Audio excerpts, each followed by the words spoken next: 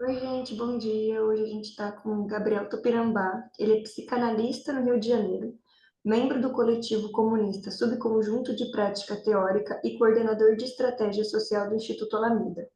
Ele é autor do livro Desejo de Psicanálise, que ele foi publicado em várias línguas, é o que a gente vai conversar aqui hoje. Ele é coautor dos livros Arquitetura de Arestas, As Esquerdas em Tempos de Periferização do Mundo e Hegel, Lacan e Zizek. Ai, Gabriel, seja muito bem-vindo. Estou muito Muito feliz que você. obrigado. Gente, vocês estão me ouvindo bem? Estou aqui um pouco na dúvida só se o microfone tá legal. Tá, né? Poxa, primeiro eu queria agradecer a Thaís demais pelo convite. Estava até falando com a Thaís que ela me procurou já tem um tempo e eu demorei uma eternidade para conseguir me organizar e tal, mas fiquei muito feliz que a gente conseguiu planejar e realizar aqui essa conversa. Fiquei muito feliz também de ser uma coisa que é um pouco mais aberta, assim, em termos de direção, porque eu acho que seria muito legal ouvir de vocês também. Assim, não vou partir do pressuposto Parte do pressuposto que vocês que vocês conhecem conhecem. o conteúdo do livro, então a minha ideia era dar uma geral rapidinha no assunto do livro, como é que o livro é estruturado, mas aí eu acho que seria legal, talvez, o resto da conversa também partir um pouco do que vocês quiserem saber, do que vocês quiserem conversar e tal. Até porque esse livro foi escrito pensando assim em ajudar um debate que já estava acontecendo antes do livro, e depois que o livro saiu, eu acho que isso confirmou bastante para mim, assim, pela recepção, pelas trocas, que realmente existe toda uma discussão muito interessante já, principalmente aqui no Brasil, em torno de algum desses temas. Então, assim, a função do livro era para ser principalmente essa mesmo, assim, de facilitar que a gente tivesse algumas conversas de forma mais, talvez assim, facilitada, com mais recursos e tal, mas uma conversa que acho que é uma conversa antiga que se tem em vários sentidos. Então eu vou tentar dar só uma geral rapidinho no conteúdo, e aí minha proposta era que, enfim, a gente vou vendo o que que vocês acham também. Também não quero botar ninguém na contra a parede de ter que intervir, contribuir, mas enfim, se surgir alguma coisa pode ser legal. É, assim, o livro, ele chama Desejo de Psicanálise, Exercícios de Pensamento Lacaniano. Eu botei esse subtítulo porque eu botei ele depois, porque eu tinha intuição de que, como ele é um livro que faz muitos argumentos, assim, talvez polêmicos, algumas discussões mais críticas que as pessoas poderiam fazer o que muitas vezes acontece, né? Que é se você critica a psicanálise lacaniana, você deve não ser lacaniano, você deve ter uma vontade de, sei lá, deslegitimar alguma coisa, e não era o meu propósito. Eu quis reforçar ali no título, olha, gente, uma, um gesto de amor, é um gesto de puramente crítico ou de evitação, de afastamento dessa tradição. Mas a proposta do livro eu acho que dá para dividir assim em três blocos. Nos capítulos eles não estão divididos assim, mas daria mais ou menos, acho, para fazer isso. O primeiro bloco é um bloco mais assim de avaliação crítica da situação da psicanálise lacaniana mais recente. O segundo bloco já tenta a partir dessa crítica, tentar começar a construir um ponto de vista alternativo para a prática da psicanálise de orientação lacaniana. E o terceiro bloco é uma coisa um pouco mais aventureira, assim, tentar avançar usando essa perspectiva para ver se ela ajuda a ir numa direção nova, né? Então, a primeira parte do livro, que eu acho que são os primeiros três capítulos ali, o cerne da ideia é primeiro identificar assim dois tipos de problema que eu acho que são assim, por um lado, meio evidentes quando você fala sobre eles com as pessoas. Normalmente as pessoas falam, é verdade, tem isso mesmo. Só que não necessariamente são tratados como problema, né? E aí a pergunta é essa: por que que coisas que a gente reconhece com certa facilidade, que são meio esquisitas, por que que é tão difícil tratar elas como coisas que fazem a gente pensar? E os problemas, acho que os dois problemas básicos, se fosse simplificar ao máximo, os dois problemas têm a ver com novidade, o lugar da novidade na psicanálise, né? E por isso que o livro chama Desejo de Psicanálise. O desejo de psicanálise é também o desejo que a psicanálise avance, que coisas novas apareçam, né? Então, o primeiro problema tem a ver com a relação da psicanálise com as novidades teóricas e práticas da psicanálise. Por onde elas podem surgir, né? Que mecanismos a gente tem para, a partir da prática concreta que a gente tem, mudar a teoria, ou fazer a teoria avançar, ou descobrir que coisas que a gente achava que são essenciais são, na verdade, pressupostos de uma época e podem ser transformados, né? Eu acho assim, um exemplo que eu acho talvez seja um pouco polêmico, mas eu acho ele bem óbvio assim, é que tem algo de esquisito, por exemplo, eu acho que seja necessário ou ler Lélia Gonzalez para pensar racialização e psicanálise quando as pessoas escutam pessoas pretas na clínica no Brasil, espero, desde sempre.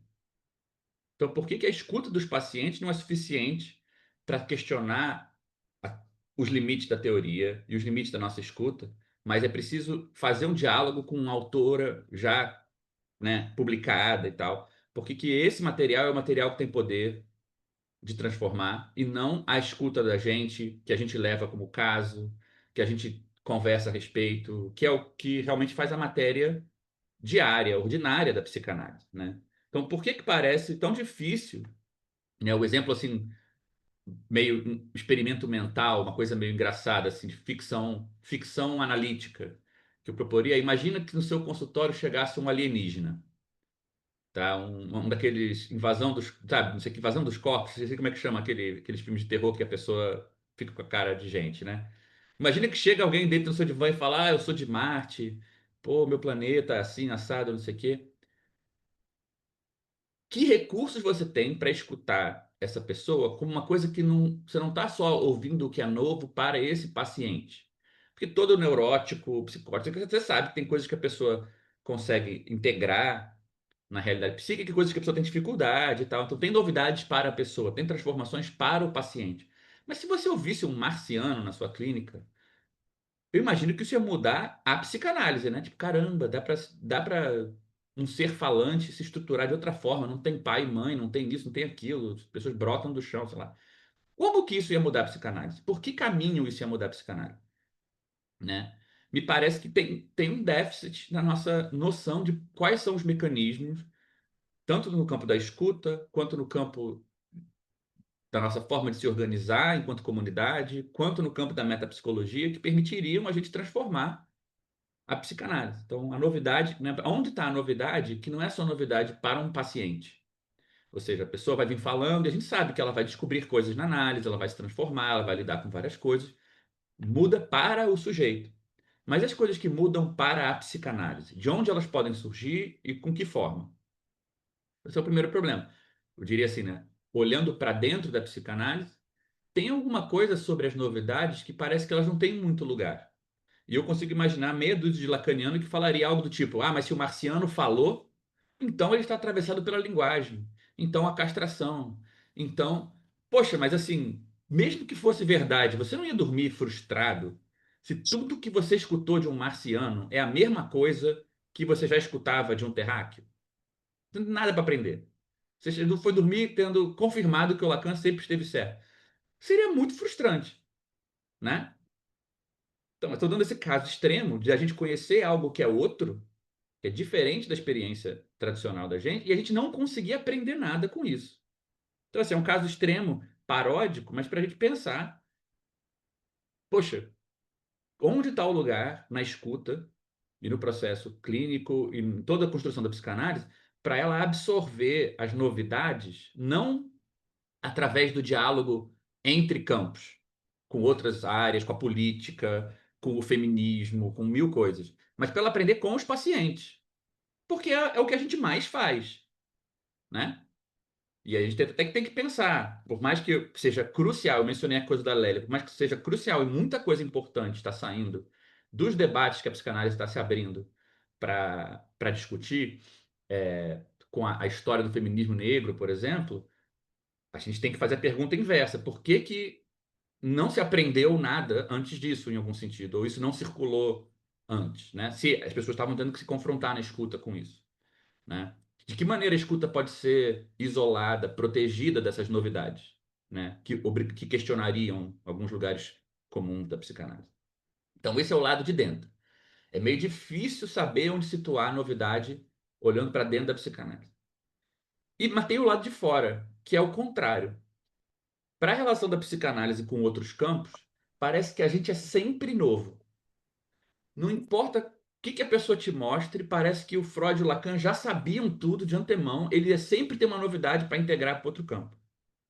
Então, olha a contradição, né? Para fora, a gente é sempre novo. Lembra? Todo mundo adora aquela cena do Freud no navio, indo para os Estados Unidos, levando a praga, né? Tipo, a gente tem a última fofoca, a gente tem a última coisa que ninguém sabe. Aí a pessoa vem falar para você: sabia que a neurociência fez tal coisa? Aí a gente fala: ah, mas Lacan tá um passo além. Aí alguém vai falar: você sabia que o movimento revolucionário não fez não sei o quê em Burkina Faso? Mas na verdade Lacan já sabia o limite do não sei o quê. Ou seja, a gente sempre tem a última palavra sobre esses assuntos. Então parece que a gente é sempre novo para os outros campos e sempre o mesmo para o nosso campo. E aí até fica a dúvida: será que uma coisa não está ligada à outra? Será que a gente não supre a necessidade de inovar a psicanálise? Digamos assim, nos satisfazendo, sendo sempre novo para os outros, né? Uma coisa quase compensaria a outra, digamos assim. Então, a primeira parte do livro é tentando entender um pouco isso. O primeiro capítulo pensa essa questão especificamente em relação à política, porque principalmente na última década, com o avanço da extrema-direita, aí teve na França, que foi uma coisa importante para mim ter visto como que a Associação Mundial de Psicanálise lidou com a possibilidade daquela Marine Le Pen virar presidente na França, mas aqui o bolsonarismo produziu coisas parecidas. Foi um momento chave de ver como a psicanálise, na hora de ter que entrar no campo político para valer, tem muita dificuldade de não entrar dando a última palavra. Como se, por exemplo, na França aconteceu isso. O pessoal lá da MP estava usando argumentos clínicos, argumentos de teoria psicanalítica, para dizer porque você tinha que votar para o Macron. E por que querer votar no Mélenchon lá, que era o carinha de esquerda deles, sei lá, o Boulos dele, talvez, é, era idealismo e, portanto, envolvia um tipo de narcisismo específico que, na verdade, aproximava da posição da extrema-direita e que o único desejo em dia com a castração era quem pragmaticamente votava no Macron. É um argumento muito doido. O que a castração tem a ver com teu engajamento político e tua crença de que se a esquerda tem que avançar, se tem que ir a centro-esquerda, centro-direita, a direita? Por que uma coisa está autorizada a ingerir, determinar, direcionar a outra? Então ficou muito escancarado essa coisa que eu mencionei, da gente ser a última bolacha do pacote em relação aos outros campos, em relação à política, principalmente, né? Então o primeiro capítulo lida com isso, e o segundo capítulo tenta entender bem da onde veio isso. Porque eu acho que a tendência também, entre os lacanianos principalmente, é que a gente tem um truque. Na verdade, todos os psicanalistas acho que têm esse truque num certo sentido. Na filosofia, as pessoas também têm esse truque. Em algumas áreas de humanas a gente pode fazer isso, que é tipo, a gente protege o autor jogando os leitores na fogueira. Não é Lacan, são os lacanianos que não leram direito Lacan, né? Não é, sei lá, Freud, são os freudianos que não entenderam o texto. E aí a gente adora a coisa do retorno a não sei quem, né? O retorno é tipo assim, joga todo mundo na frente do ônibus e vamos voltar a ler, porque o problema foi que a gente não leu direito. O problema é o fã-clube, né, como fala. Mas isso é uma estratégia também, assim, para a gente questionar. Porque quando você leva a sério não um autor como alguém que escreve livros, né? Mas a pessoa que está pensando uma coisa, pensar é avançar um pouquinho. Pensar não é avançar e zerar. Quem está pensando não zera o jogo. Avança alguns passos, né? Então é interessante pensar no Lacan como alguém que avançou alguns passos, mas não resolveu tudo, não acabou a psicanálise. Depois do Freud, não acabou tudo que a gente tem para descobrir. Acho que se eles, inclusive, achassem que era isso, eles não teriam nem motivação de fazer, porque o legal de você tentar avançar, tentar inventar coisa, é ter passos para dar, né? Então, eu tentei falar assim, bem, gente, talvez tenha limites no próprio Lacan, que não desmerecendo as outras contribuições do Lacan, né, ajudem a entender por que que a gente está nessa seara. E assim, desde que o livro saiu, muita gente que não é de orientação lacaniana me falou, eu acho que isso aí se aplica a outros campos também e tal. Outras orientações em psicanálise, mas eu acho que na Lacanolândia isso é pior. Então eu acho que vale a pena focar na psicanálise lacaniana e eu acho que o Lacan fez uso disso de uma maneira mais extrema. E aí eu propus essa ideia, que na verdade assim, a expressão em si já existia antes. A ideologia lacaniana é uma expressão que você vai encontrar, por exemplo, na obra do Cornelius Castoriadis, esse pensador grego que morou na França. Tem aquele livro do Castells sobre psicanalismo, que também fala coisas muito parecidas. Mas eu peguei essa expressão para nomear uma certa operação que acontece na teoria e na prática lacaniana, que eu acho que ajuda a criar essa situação que a gente estava discutindo antes com esses problemas. É, e que não é uma coisa de má fé, não é uma coisa, ou pelo menos não originalmente, é uma espécie de efeito colateral de uma coisa muito positiva. Né? A maneira que eu tentei descrever foi algo assim. Eu acho que a clínica lacaniana ela tem um início, assim, se a gente fosse ver o que é o passo inaugural do Lacan, na minha opinião, é inverter, de certa forma, a relação entre passado e presente no processo clínico. Por mais que o Freud fosse muito avisado e preocupado, e a gente conhece aquelas famosas anedotas sobre eu não confio mais na minha histérica, não acredito mais na minha histérica, para dizer que, olha, às vezes o passado é uma construção, tem a questão das memórias encobridoras e tudo mais. O Freud, que amava antropologia, amava arqueologia, ele tem uma concepção de que há uma história profunda, genética, e a clínica é a espécie do topo do iceberg dessa história profunda que determina, em muitos sentidos, o que a pessoa tem para dizer na clínica, né? O Lacan não trabalha muito assim, ele tem muito pouco a dizer sobre o papel da sexualidade infantil na constituição do sujeito, por exemplo.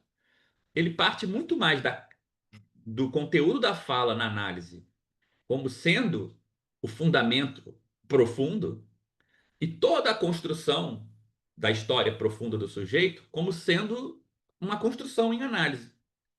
Seja no campo como ele falava no começo, né, assim, da reintegração do sujeito com sua história, seja no campo da fantasia, seja no campo do que for. Mas essa ideia que ele falava muito nos anos 40 e 50 do Ich e Jung, né, do aqui e agora da fala, mostrava que ele queria apontar, olha, tua escuta tem que estar no aqui e agora, não, você não tem que tentar entender como isso se relaciona com uma história profunda. Você tem que tentar entender a estrutura disso aqui e agora.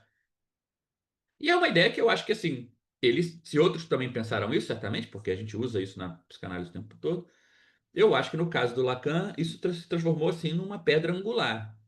E acho que sem isso é muito difícil entender por que ele se interessou pela linguística estrutural, pelo estruturalismo, por essa coisa de formalização e tal. Porque uma das razões que as pessoas poderiam, um dos argumentos que poderiam ser feitos contra o Lacan é, pô, Lacan, mas se eu for focar só no que a pessoa fala, sem prestar atenção no significado oculto, na história profunda, eu não vou ter nada para pensar ou para ouvir, porque a pessoa fala um bando de coisa aleatória.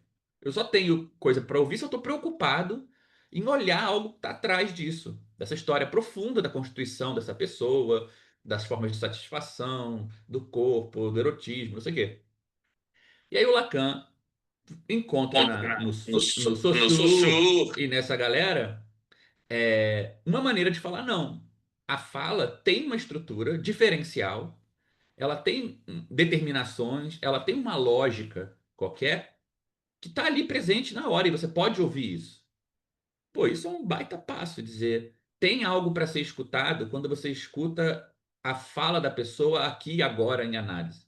E você suspende as suas hipóteses sobre o passado, sobre o que está oculto, sobre o que acontece fora da clínica, né? Então, assim, é um passo, enfim, podem concordar, podem não concordar, mas é uma tese do Lacan lá, né? E aí ele encontra na linguística e na ideia de significante, em todos esses conceitos que ele pega da linguística, ele encontra meios para mostrar e começar a pensar mais concretamente sobre as estruturas que podem surgir a partir da fala concreta das pessoas, né? Só que o que acontece? E aí está o pulo do gato, na minha opinião. Os conceitos da linguística, eles se aplicam à linguagem, à língua, né? Tipo, como se estrutura os fonemas do português? Como que se estrutura o alemão, né? Ou até num sentido mais específico, do tipo assim, dialetos, ou a formação de frases e coisa e tal. Mas todos esses objetos de pesquisa, de estudo, eles são gerais, eles não fazem diferença entre contexto. E até quando um linguista estuda contexto, por exemplo, ato performativo, em que contexto tal frase tem qual efeito, né? Ainda assim, são estudos sobre grandes comunidades. E o Lacan estava querendo estudar uma coisa que acontece num contexto só. Porque para você conseguir que a pessoa livre associe, a pessoa tem que fazer alguma coisa. E você tem que fazer alguma coisa. Ou seja, é um contexto artificial específico. Então tem uma contradição, que para entender um contexto artificial específico, ele pegou vários contextos vários conceitos que se aplicam a qualquer situação. E estava dado aí a situação nossa. Porque, por um lado, ele conseguiu avançar a psicanálise, ele teve conseguiu chegar em muitas conclusões, ideias de manejo clínico, de reconceitualização de estrutura clínica, que são inovadoras, importantes, úteis pra caramba. Mas, por outro lado, ele abriu essa portinha que diz que o que acontece na clínica, se tem a ver com o significante, com a linguagem, tem a ver com qualquer lugar onde a linguagem está operando, né? Então, onde tiver linguagem, o psicanalista tem o que dizer. Então, a gente consegue chegar naquela tese de que o psicanalista tem sempre a novidade. Se tem alguém falando e alguém usando linguagem, a gente tem direito de se meter e dizer que, mas é a castração e o inconsciente. E isso é um argumento que passa pelo Lacan, não passa pelos lacanianos, né? Ou seja, o próprio Lacan teria aberto essa porta. Foi um preço alto demais a pagar? É um problema impossível de resolver? Não. As coisas que ele conquistou por causa disso são positivas, são massas. Mas está lá, né? E tem mais, né? Porque a maneira que isso funciona, como o conceito significante vem de uma discussão de linguagem, ele também cria um paradoxo para dentro da psicanálise. Porque quando a gente fala que alguma coisa está fora do significante, parece que a gente está dizendo que ela está fora da linguagem. E aí, como o psicanalista é da teoria de que tudo está dentro da linguagem, se você está dizendo que algo está fora da linguagem, você deve estar inventando. Você deve estar. Aí vem fantasia, idealização, negação da castração de alguma maneira, né? Só que, ora, o que não cabe no significante, no sentido de não é escutável na clínica, é justamente de onde as novidades clínicas poderiam surgir, as coisas que a gente ainda não sabe escutar. Então você vê o conceito significante, do jeito que ele ficou meio consolidado na psicanálise, ele sim abre as duas portas que a gente viu dos problemas anteriores. Por um lado, fica difícil a gente ter uma relação com outros campos de mais humildade, porque a gente começa a achar que onde tem linguagem na política. Então, a gente sabe que tem que ter castração, um sujeito dividido, o problema da fantasia, o gozo, e aí a gente vai procurar. Como os outros não estão falando disso, a gente sempre pode falar disso. E para dentro fica muito difícil a gente distinguir quando algo que emerge na clínica como excepcional, o paciente que vira e fala, mas você não está escutando isso. Isso que eu estou falando não está entrando nessa, não faz parte da minha análise. A pessoa está falando isso porque ela é uma neurótica, tentando produzir uma situação de satisfação na excepcionalidade, onde ela é excluída, não sei o quê, ou a pessoa é realmente excluída e tem algo do que ela tem para dizer que a psicanálise não tem condição de escutar. O conceito significante, por ter essa relação com a linguagem em geral, dificulta que a gente lide com essas coisas, né? Então, o argumento ali dessa parte do livro é, olha, gente, massa, o Lacan é o cara massa, bacana, porém, não é como se não tivesse também criado sem querer, é um avanço que melhora aqui, mas esbarra numa coisa ali, quebra alguns objetos no caminho, né? A Mariana perguntou a questão do racismo. Eu acho que, por exemplo, a questão que eu mencionei no começo, né? Poxa, por mais meritoso, importante que seja a psicanálise hoje, as instituições fazerem seminários, Lacan e Fanon, Lacan e Lélia, né?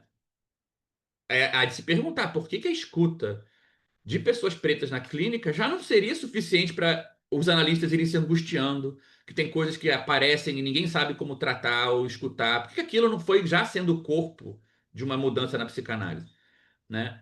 Se você for meio irônico, assim, o fato é que a comunidade psicanalítica faz a maior pesquisa de campo da história da humanidade, provavelmente. São centenas de pessoas, milhares de pessoas ouvindo pessoas semanalmente. Tipo, nem o IPEA faz tanta pesquisa de saber o que as pessoas têm para dizer. Por que que isso não é suficiente para levantar a questão de, cara, essa concepção, esse jeito de organizar a história familiar, a relação com a comunidade, com o território, com a violência, isso aqui é limitado. E a gente precisa rever alguma coisa. Se a maior pesquisa de campo já feita pela humanidade não é suficiente para fazer isso, é algo para a gente se perguntar, né?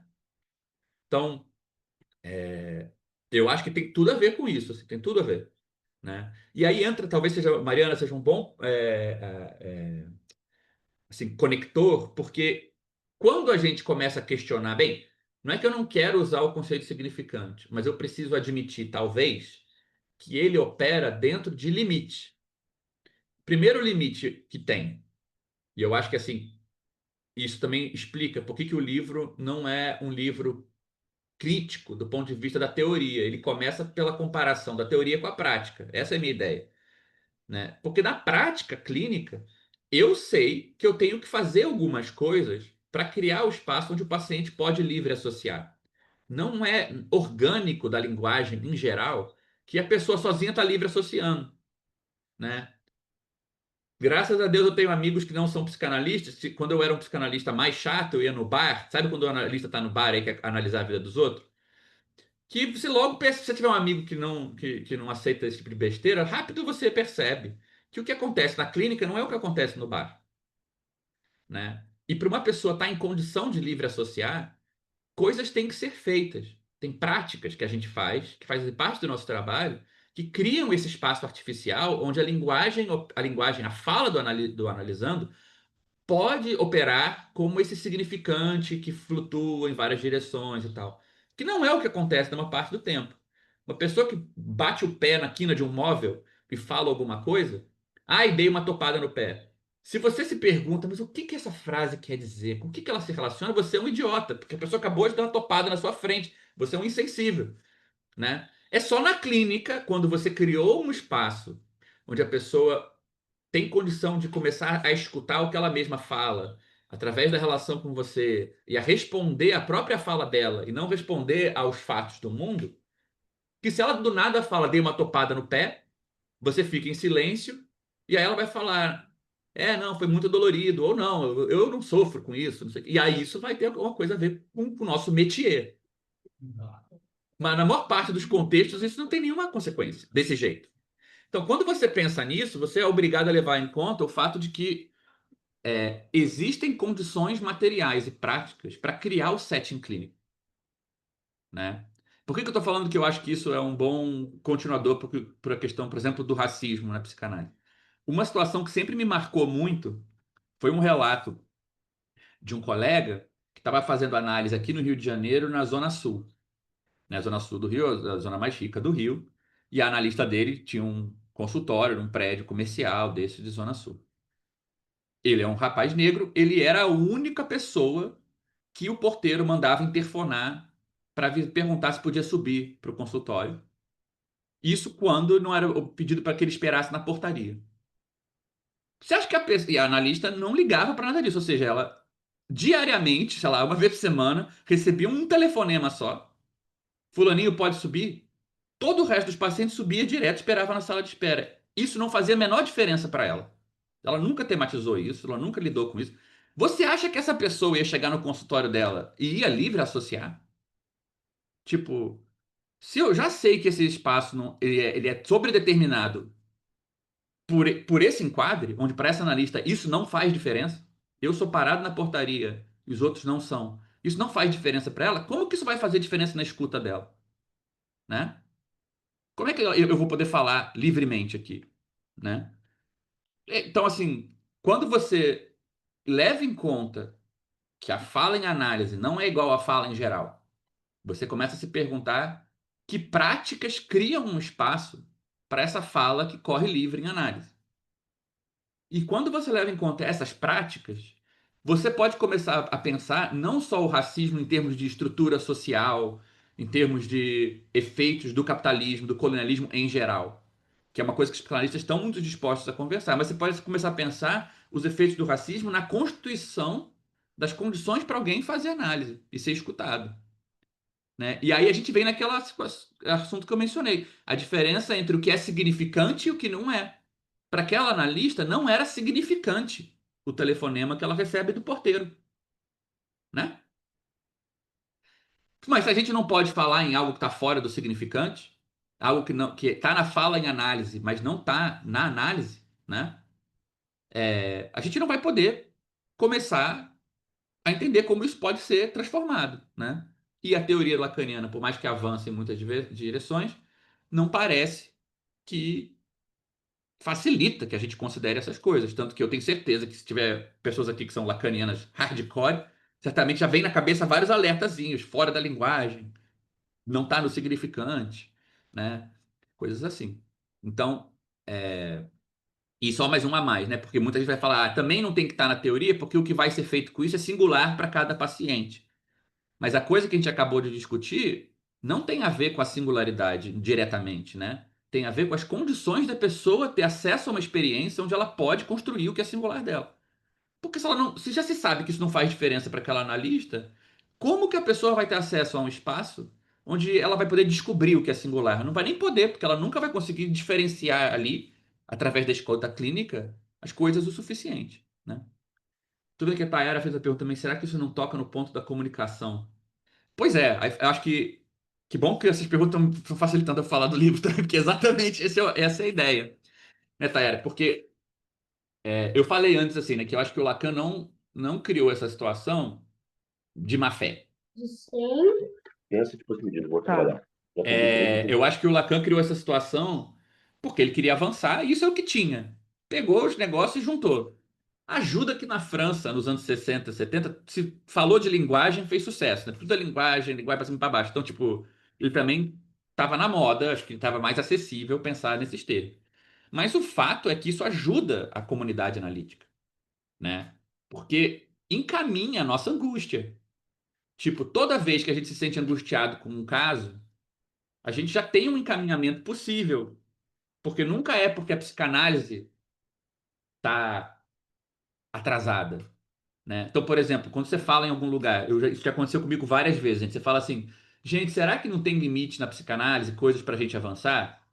Qual é a reação, o pisca que acende na cabeça da lista? Não, mas a psicanálise, ela é não toda, ela é incompleta. Isso é o que é bom na psicanálise, entendeu? Pô, mas tudo bem, gente, todos os campos são incompletos, não, tudo isso isso é o normal, isso é o arroz com feijão de estar na realidade, tipo, não tem nenhum campo que é completo. Mas não quer dizer que você não precisa pensar mais coisa, né? Tipo, uma coisa não substitui a outra.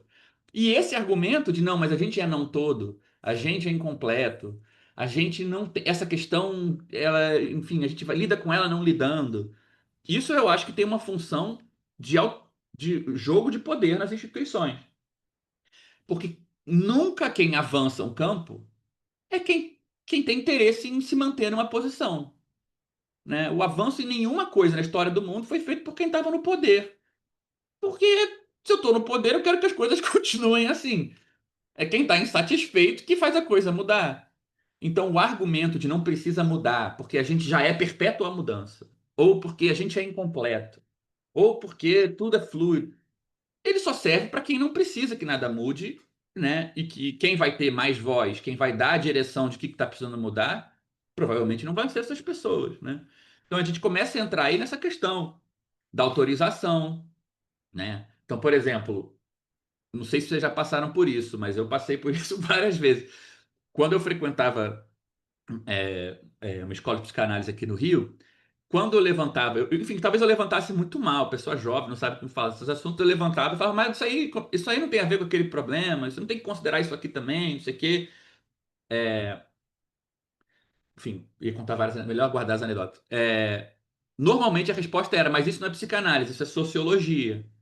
Se você está querendo avançar a psicanálise e trazer alguma coisa que parece mais ligada a uma discussão da base material da sua prática, você está quase saindo fora do campo, né?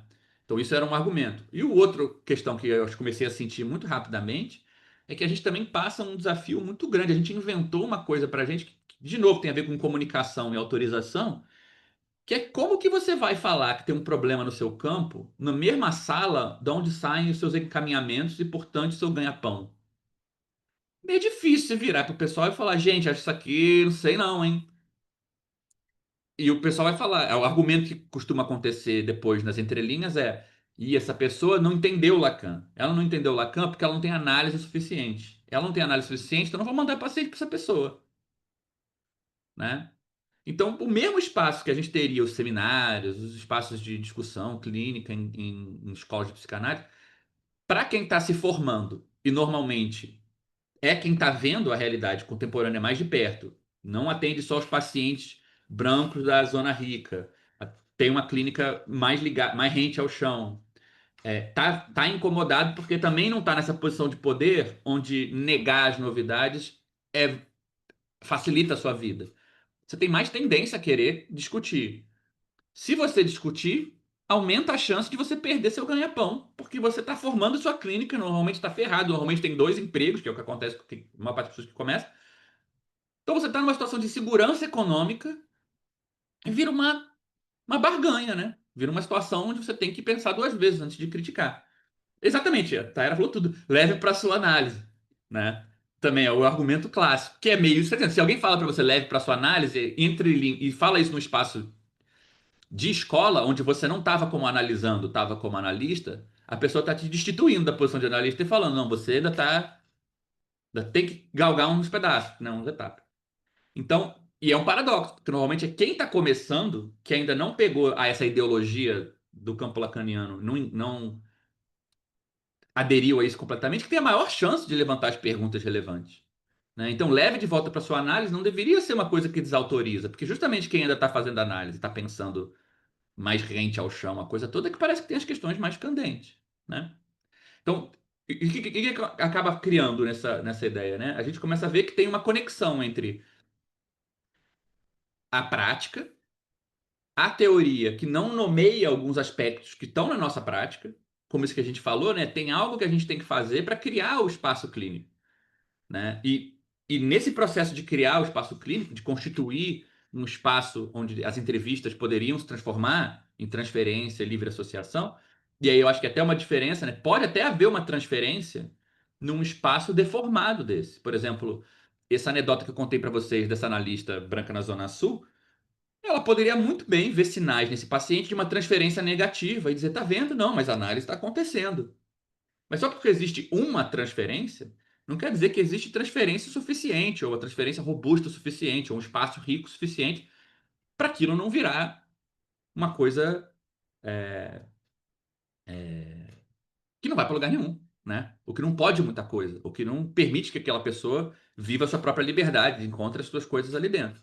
Então, só porque tem alguma transferência, né? Só para fazer esse parênteses. Mas então, a gente viu que na prática tem restrições, tem coisas que a gente faz para criar essa qualidade de fala, que a teoria lacaniana, pelo menos, não tem muito recurso para nomear essa dimensão prática, e o efeito colateral é que cria essa dificuldade da gente pensar o que é escutar algo novo na clínica e o que é parar de achar que a gente é sempre a última bolacha do pacote para os outros campos. E que nem a Tayara trouxe agora, isso claramente se conecta com uma dinâmica das comunidades, das instituições.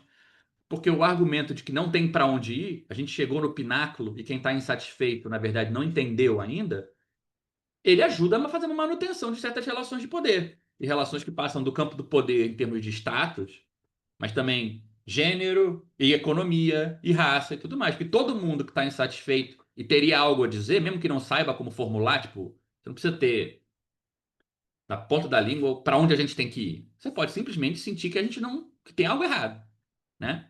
Mas todas essas notícias começam a ter um valor de minoridade. Se você ainda pensa assim, você não chegou lá, né? Então tudo isso se articula. Clínica, metapsicologia e o domínio da comunidade, das instituições e por aí vai. né? Eu estou gastando mais tempo nisso porque eu acho que realmente, assim, essa é a parte, talvez, do livro que tentou sistematizar mais o que eu acho que já era uma conversa muito antiga. Tipo, não estava inventando nada disso. As pessoas falam disso, muita gente padece disso, sofre com essa questão, com essas diversas dimensões, né? E aí, as duas outras partes do livro, que eu vou falar de maneira mais rápida aqui, só para a gente poder conversar mais também. A segunda parte tenta fazer assim, bem, vamos ver se isso é verdade, se a gente está indo num caminho bom. Porque tem algumas coisas que estão bem nessa fronteira que a gente identificou entre a fala em geral e a fala em análise. Ou seja, coisas que operam na constituição da clínica, né? A primeira delas é o dinheiro. O dinheiro não está exatamente dentro da clínica, ele só aparece como fala, a pessoa fica falando, fala da vida financeira, fala da falta de dinheiro, fala do que for, né? Mas o dinheiro mesmo para valer tá ali. O Pix tá ali entre não tem análise e tem análise, né? Então, a primeira coisa que eu pensei, bem, vamos olhar isso com mais cuidado. A segunda coisa que eu tentei olhar com mais cuidado é, pegando de novo essa anedota que eu mencionei, é claro que tem algo na psicanálise que opera como uma espécie de não relação entre o analista e o analisando. O analista está o tempo todo, pela ideia do Lacan, evitando se identificar, se compadecer pelo paciente. Então, tem algum nível onde é o fato da gente se retirar desses vínculos que ajuda a transferência a funcionar, a escuta a funcionar e tudo mais. Mas nessa anedota que eu contei para vocês, faltou um vínculo, né? Se houvesse um tratamento igualitário entre analista e analisando, ela teria levado em conta o interfone.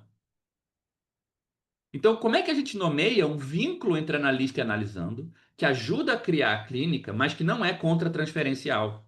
Isso também não tem na teoria lacaniana. A gente começa da transferência, a gente começa de o analista é um corpo estranho na clínica que o paciente quer significar, quer trazer para dentro, quer integrar nas suas fantasias, nas suas relações idealizadas e não sei o quê. A gente não começa do fato que tem um pacto, que tem um custo para ambas as partes em sustentar esse espaço, né? Então, por baixo da não relação simbólica, onde o paciente fala e o analista dá um drible para não ficar identificado com aquilo, tem algum tipo de relação. Mas qual o nome dessa relação? Né? Que tipo de unidade ou de conjunto entre analista e analisando a gente poderia pensar? Que não implicaria em, mas é uma identificação contra-transferencial, é um blá blá blá blá blá blá, né? E eu comecei a perceber também que, enfim, vou entrar em mais detalhes sobre isso, mas é engraçado, porque, por exemplo, nas escolas só tem analista, ninguém analisando. Né? Na teoria só tem analisando, não tem analista. Tipo, não tem nenhum lugar, nenhum discurso em psicanálise onde a gente possa falar dos analistas e analisando juntos. E é engraçado, porque só tem um lugar onde isso acontece. Quando alguém vai contar inovações em psicanálise, quem inventou a psicanálise? Vocês já perceberam que a gente oscila entre o Freud e as pacientes do Freud? Tipo, porque o único lugar onde é óbvio que a gente é obrigado a pensar analista e analisando junto é que todas as inovações profundas em psicanálise, a gente não sabe se foi o analista ou o analisando que começou, é uma coisa de ovo ou a galinha. A pessoa escutou porque o outro disse, ou o outro se fez escutar, né? Tem aquela ideia de, tipo, eu não lembro agora quem foi, que mandou o Freud calar a boca para poder falar mais. Ou a ideia de nomear a clínica como uma cura pela fala, né? Quem que começa uma novidade em psicanálise? É o analista ou o analisando? É quase uma coisa meio indistinta. Então, olha como volta no que a gente estava falando. Não tem uma maneira de pensar esse tipo de pacto, mas esse tipo de pacto está na origem da história das novidades em psicanálise. É o momento onde a gente está mais, assim, tolerante à ideia de que existe um tipo de unidade, né, que junta o analista e analisando. Então, de novo, parece que confirma que também é algo que está nessa fronteira, talvez não a fronteira no sentido de manutenção do espaço clínico, mas fronteira entre o que é psicanálise e o que não é. Para avançar o que pode ser psicanálise, ou o que a psicanálise é e não sabia, normalmente o analista e o analisando estão juntos, não estão separados, né? E a mesma coisa, esse interfone que não foi significante, se tivesse sido significante, naquela hora a pessoa não seria analista. Ela seria alguém, tal como analisando, dizendo que esse tipo de coisa faz diferença. E, portanto, ajudando a expandir o que cabe na clínica, né? Então, para pensar a história da inovação em psicanálise, a gente tem que ter uma maneira de pensar uma comunidade onde não há diferença entre analista e analisando, né? O que é esquisito. Como é que a gente trabalha com isso sem jogar fora todas as outras diferenças teóricas, onde isso é importante de separar, né? Então, não é uma questão tão simples assim. Taíra, exatamente, essa questão tem a ver com esse uso do conceito de paralaxe no livro, porque normalmente quando você tem que fazer uma opção que você não consegue juntar, por exemplo, né, no campo da comunidade analítica, a gente normalmente se apresenta como analista, mas as mesmas pessoas, em outro contexto, estão sempre como analisando. Como é que você explica essas mudanças, onde a posição muda só porque você mudou de ângulo, né? Eu acho essa ideia do paralaxe é muito boa para começar a nomear essas coisas. E como esse outro ângulo de analista e analisando ficam juntos, é difícil de teorizar. Então, o dinheiro, o pacto entre analista e analisando. E a terceira coisa que eu acho que também fica nessa fronteira como uma questão interessante é qual a relação entre o setting clínico ser dual, ter duas pessoas, e a maior parte das formações inconscientes que a gente consegue tratar serem duais. Tipo assim, é claro que, de novo, alerta lacaniano, não, mas tem sempre um terceiro. Tem sempre um terceiro no sentido de que o falante tem uma relação dual com o analista que vira uma relação dual com o outro. Mas o outro é um parceiro. O outro não é uma instituição. O outro não é um pequeno grupo de 4 pessoas. O outro é uma coisa só.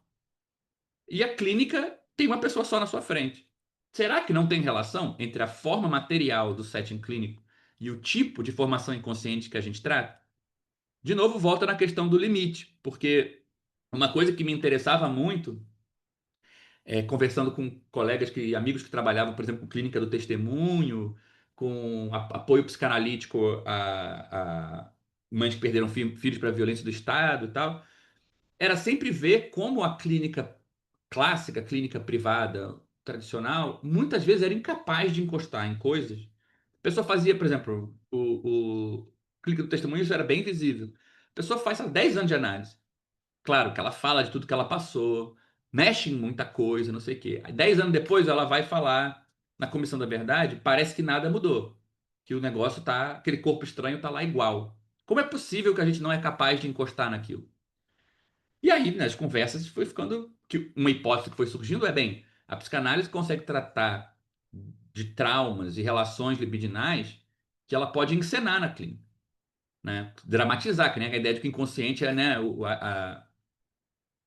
né, essa espécie de realização do inconsciente na relação dual ali com o analista para transferência, né?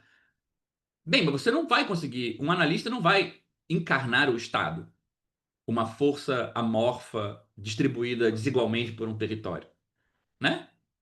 Então, isso vai passar ao largo. Ela pode até falar disso, mas ela não vai conseguir dramatizar esse tipo de vínculo, que é de outra ordem. Então, não era o argumento desse pedaço do livro não é nem para dizer que então a gente tem que mudar, mas a gente talvez tenha que reconhecer que tem limites do que a gente consegue intervir. A gente consegue encenar transferencialmente um certo tipo de vínculo, mas nem todo tipo de vínculo. Então, a ideia de que a violência de Estado vai caber na clínica privada em toda a sua complexidade, a pessoa vai elaborar a relação dela com tudo isso, é pouco provável, né? Então, assim, você vê esses 3 temas, o dinheiro, que eu nem mencionei direito, vou mencionar agora, o pacto do analista analisando, e o quanto a forma material, prática, coletiva da clínica influi no que é o limite da clínica, né? E não necessariamente negativamente, influi positivamente também. Todos são temas que não cabem na teoria se a gente não tiver a diferença entre o que acontece fora e a prática que a gente precisa para construir o dentro, né? O dinheiro que faz parte dessa prática, esse pacto faz parte dessa prática, e a forma da clínica faz parte dessa prática. E aí o ponto que, na verdade, você até conecta com coisas que têm acontecido, graças a Deus, para além desse livro, fico muito feliz que essa coletiva que a gente formou, o dinheiro é particularmente engraçado de pensar. Porque qual é o assunto tradicional, qual a maneira tradicional da psicanálise lidar com o dinheiro? ora, o dinheiro aparece na clínica como qualquer outra coisa. E aí a gente vai fazer analogias com a teoria, como se o dinheiro é linguagem, é troca simbólica. Então a gente tem a melhor teoria da troca simbólica. Então tem um conceito psicanalítico que explica o dinheiro. Não é o dinheiro que explica o que acontece na clínica. É o contrário, né?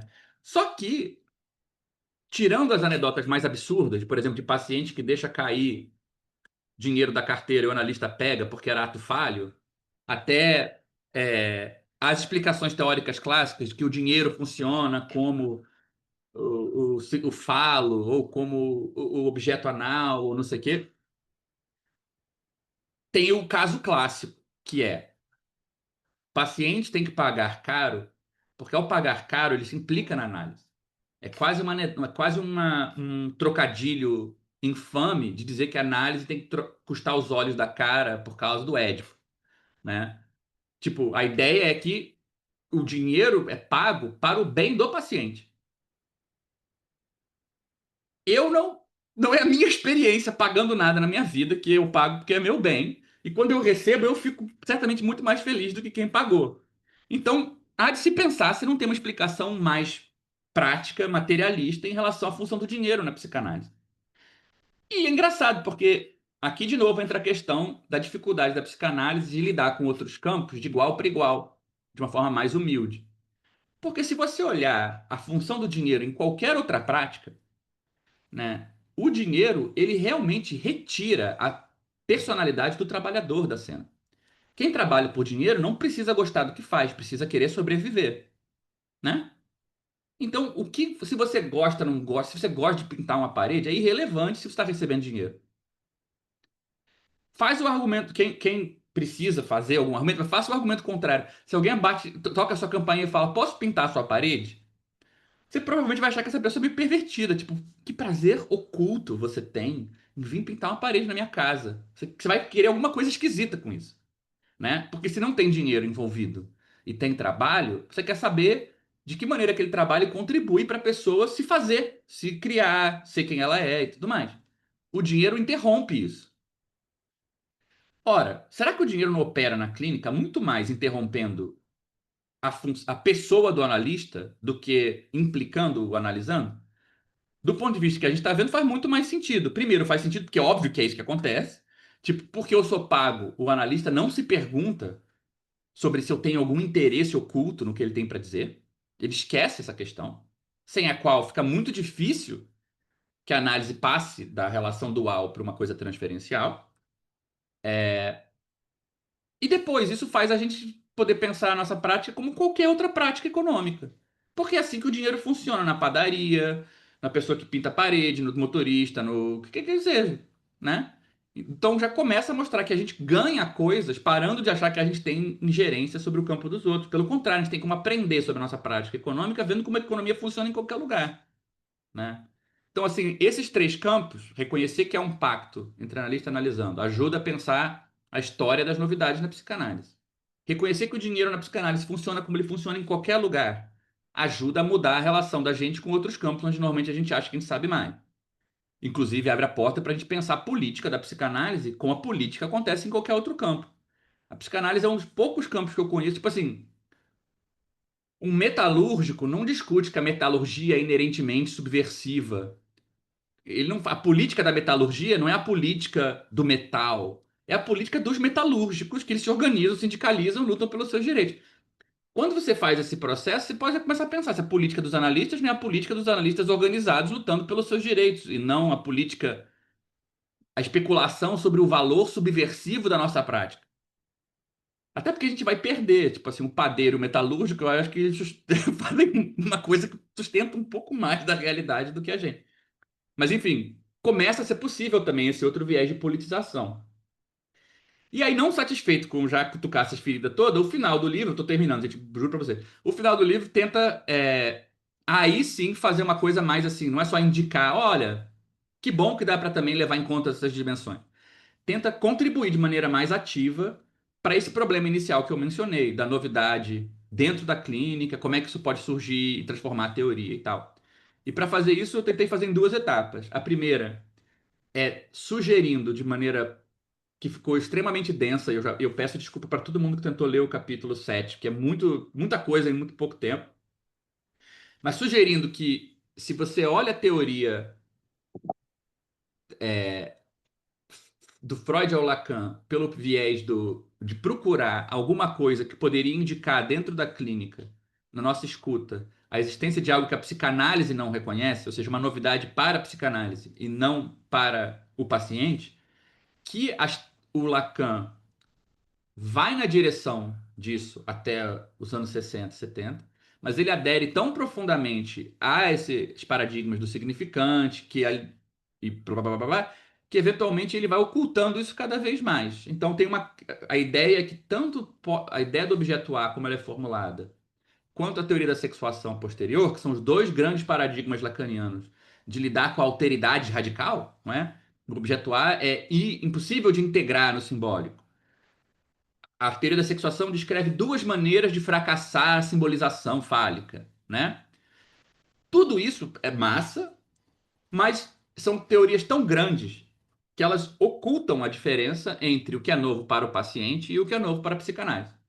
Então, primeiro, esse último capítulo tenta criticar as coisas que a gente mais gosta no Lacan, e o último capítulo tenta sugerir que tem uma terceira coisa no Lacan, que foi onde ele chegou mais perto, na verdade, de pensar essas coisas, que foi a teoria do passe, que também é toda cagada, porque, enfim, contexto institucional, francês da época, não é algo que serve para a gente diretamente, mas no cerne daquela teoria tinha a proposta de que tem algo que acontece numa análise que autoriza o analista pela novidade do caso, que tem, para constituir um novo analista, um efeito de influência na transmissão da psicanálise e que, a princípio, poderia influir na escuta dos próximos casos clínicos.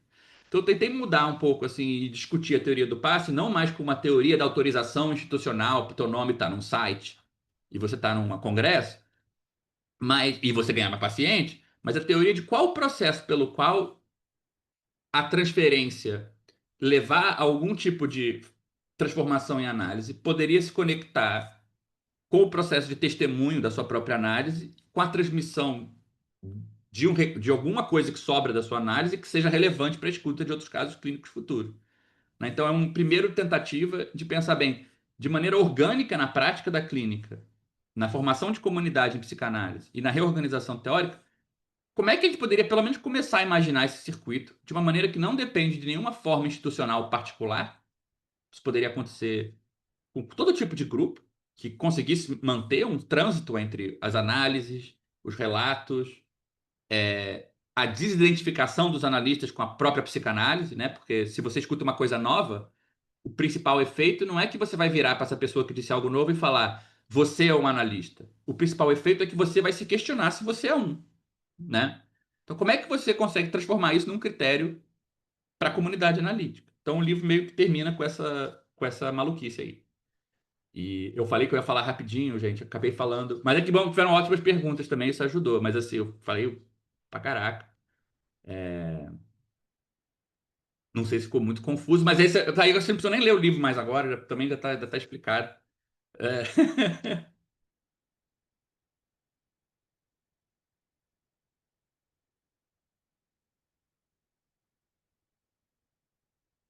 Não sei se alguém tem alguma pergunta.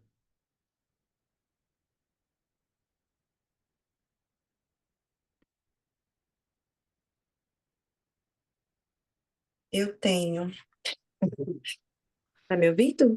Tô assim. Tá. Eu fiquei pensando nisso que você trouxe, até fez esse link com a questão do racismo, e eu fiquei pensando nessa questão que você traz do... Meu Deus, fugiu o nome. Do significante. E eu fiquei pensando nessa questão meio que... não sei se é uma viagem.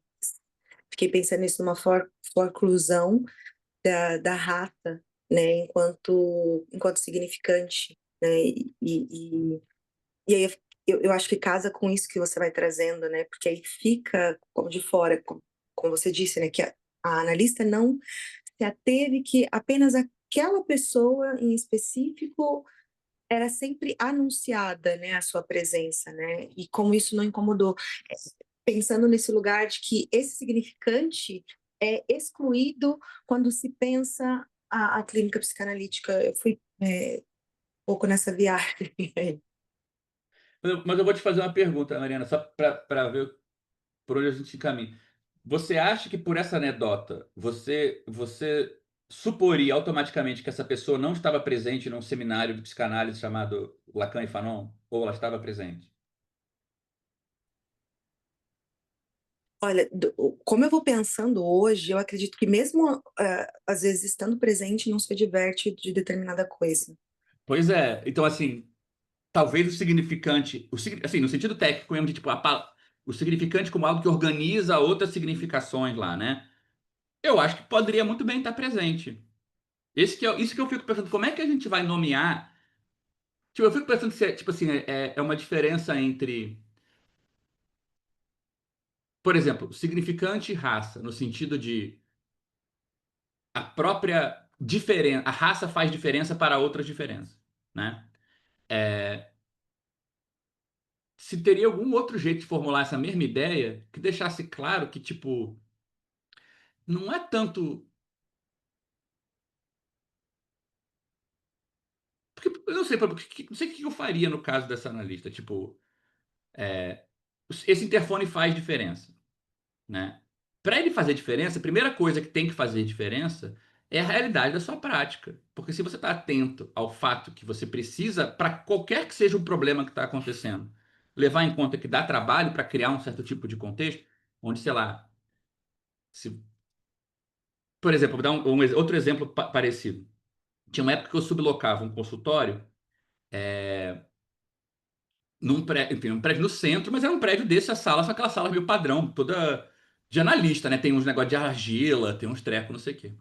E aí eu tinha conhecido um camarada numa ocupação, ele pediu análise. Aí ele foi lá no meu consultório. Bem, eu militava próximo àquela ocupação, conhecia mais ou menos o que era a vida das pessoas que estavam passando por lá. E aí ele chegou no meu consultório e falou um pouco, não sei o quê. Aí acho que na segunda vez que ele foi lá, ele falou que me pagar R$ 100 por sessão. Assim, onde que essa pessoa tinha R$ 100? Claramente o meu consultório estava influindo no que essa pessoa achava que ela tinha que pagar pelo meu serviço. E para trazer a castração para a cena, eu tinha que cobrar menos daquela pessoa. Tipo, você pode pagar mais, era é, não é uma frase que implica o sujeito necessariamente. Às vezes você claramente tem que pagar menos, ou seja, você não vai poder escapar do fato que tem uma diferença que vai ter que ser significada aqui. Às vezes vem pelo caminho contrário, né? Por que eu estou falando isso? Porque como a pessoa vai significar isso? Tipo, como o significante raça vai fazer diferença para essa pessoa? É possibilitado só pelo analista ter um compromisso fundamental com a condição igualitária da clínica. Isso já vai abrir o espaço. Seria diferente, por exemplo, se o significante raça fizesse diferença para mim, que já vou pressupor que a maneira que a pessoa vai trazer isso vai ser uma que eu entendo e já pressupus, antecipei. Então, é claro que acho que aponta na mesma direção do que você está falando, mas tem alguma diferença, na minha opinião, entre quando a coisa é tratada pela via do significante, quando ela é tratada por essa via da prática. Você não sei explicar muito bem a diferença, que é justamente o tipo de problema que interessa. Tipo, o compromisso que você tem que ter para permitir que o significante raça faça a diferença na clínica, ele é meio diferente do compromisso com o significante raça, né? Tanto é que você mesmo falou, talvez essa analista dessa anedota pudesse estar escrevendo vários textos, né, publicando nas revistas de psicanálise, a gente sabe como é que é. Mas porque isso faz diferença para ela não tem condição de deixar isso fazer diferença para o sujeito, né? Porque aí que lugar que ela vai? Ela não vai tem alguma coisa aí, eu não sei explicar, talvez você possa Não, e também. eu fiquei pensando nisso que você falou, e aí faz muito sentido que não adianta só ser advertido, precisa estar É, implicado. é, Realmente, né, pensar uma clínica que tem essa vertente racializada, não só de uma certa advertência de que, isso existe, tenho que escutar, mas está isso. implicado numa escuta ativa disso. Eu acho que você falou tudo. Acho que clínica racializada é uma coisa mais estruturante do processo clínico do que o significante raça, né? Até porque para permitir a possibilidade de alguém que quer ter um lugar na vida onde ele pode articular um bilhão de coisas por outra via, que eu não sei qual é. Vai ser o caso daquela pessoa, mas se a clínica é racializada, isso vai fazer, isso vai ser singular, né? Então, assim, eu acho que esse nome aí que você falou agora, para mim, aponta na direção ainda mais profunda, mas ela vem com essa cláusula extra. Só vai dar para discutir uma prática clínica racializada se a gente tiver meios para discutir o que a gente faz na prática, né? E que na teoria encaixa mais ou menos, né? Esses elementos que a gente estava discutindo aqui, eles têm uma existência muito precária na teoria, mas eles estão, todo mundo está tendo que lidar com isso o tempo todo, né? Tanto que eu acho assim, o melhor jeito de descrever a proposta crítica do livro não é a crítica desde o ponto de vista de, de uma outra teoria. É para fazer uma crítica desde o ponto de vista da prática que os analistas já fazem. Os analistas já são melhores que a psicanálise. Senão não tinha psicanálise no Brasil, gente. Se a gente fizesse o que está nos livros, não tinha psicanálise, tinha acabado já. Porque não ia funcionar, né? Então, assim, tem uma espécie de psicanálise popular que está por trás da teoria, e é desse negócio aí que eu acho que a gente teria que conseguir fazer surgir conceitos e tal, né? Eu acho que isso que você falou para mim vai bem no cerne disso. Tipo, tem uma série inclusive de técnicas, de noções práticas que as pessoas têm para poder ter uma clínica racializada, que eu acho que tem muito mais isso na realidade do que na teoria, né? Acho que é muito bom isso que você falou. Obrigada, viu? Jaqueline, acho que você está com a mão levantada, né? Sim, obrigada. Eu vou só compor o que a Mariana falou, porque hoje em dia tem uma frase que parece que virou meio clichê, mas que talvez as pessoas não se impliquem notadamente, assim. Existe uma frase que diz assim, não basta não ser racista, é preciso ser antirracista, né? E quando você contou essa anedota, me parece que o que eu imaginei é que talvez essa analista, ela se posicione como uma pessoa não racista, mas ela ainda não se implique como uma pessoa antirracista, porque ao receber um analisante na clínica aqui, que é o único analisante que é recebido pelo porteiro da maneira como é recebido, talvez a posição dela deveria ser, né, de uma pessoa antirracista, de falar com o porteiro para que ele não tivesse essa atitude diante dessa pessoa. Afinal de contas, nenhuma outra pessoa branca era recebida dessa maneira. E aí, às vezes, o que eu vejo muito na psicanálise é isso mesmo, né, de que existe um posicionamento não racista, mas o antirracismo ainda está um pouco distante, né, de acontecer. E aí é o que a Mariana exatamente falou, é a prática, porque a teoria ela acontece, a gente participa de seminários, tem gente escrevendo sobre isso, mas quando a gente vai para a clínica, e aí eu posso falar da minha experiência pessoal como analisante, é bem difícil a gente ser recebido de uma maneira que uma pessoa branca é recebida, por exemplo. E isso a gente sente na pele, literalmente, né? Tem mais pessoas negras aqui e que provavelmente já passaram por isso. Então, talvez essa frase, né, que hoje se tornou um clichê, e eu fico muito triste por ela ter se tornado um clichê e não uma prática realmente, ela evidencie o que eu vou chamar de branquitude aqui, e eu acho que é isso mesmo, o que a branquitude tem que fazer para se implicar numa prática antirracista dentro da clínica. É prática mesmo, porque em teoria a gente já vê bastante coisa acontecendo, mas e é isso que você falou, talvez essa analista mesmo ela participe de falas sobre Fanon e Neuza e Isildinha, mas na hora de acontecer mesmo não tem, ela não é uma pessoa antirracista. E isso, infelizmente, acontece muito. É só isso, não era uma pergunta, não. Não, não, mas acho que tem várias questões aí dentro que você falou que são muito importantes, Jaqueline, porque Enfim, eu concordo geral com o que você está falando. Agora, como é que eu acho que isso dá para puxar esse fio ainda mais longe, né? Porque assim, qual é a diferença, eu acho, entre a teoria e a prática? Talvez seja uma maneira meio vulgar, que não é bem assim, né? Mas ou pelo menos assim, entre a ideologia e a prática, né? Não a teoria propriamente dita. É que a prática tem um custo, né? Você não vai poder fazer algo sem pagar um preço, né? Eu acho que se toda a integração da psicanálise com outras questões do campo político, ela vem sem nenhum custo, alguma coisa está acontecendo. Porque escolhas diferentes, como você falou, a diferença entre não ser racista e ser antirracista é que ser antirracista é uma escolha. Você vai deixar de fazer coisas, você vai pagar um preço.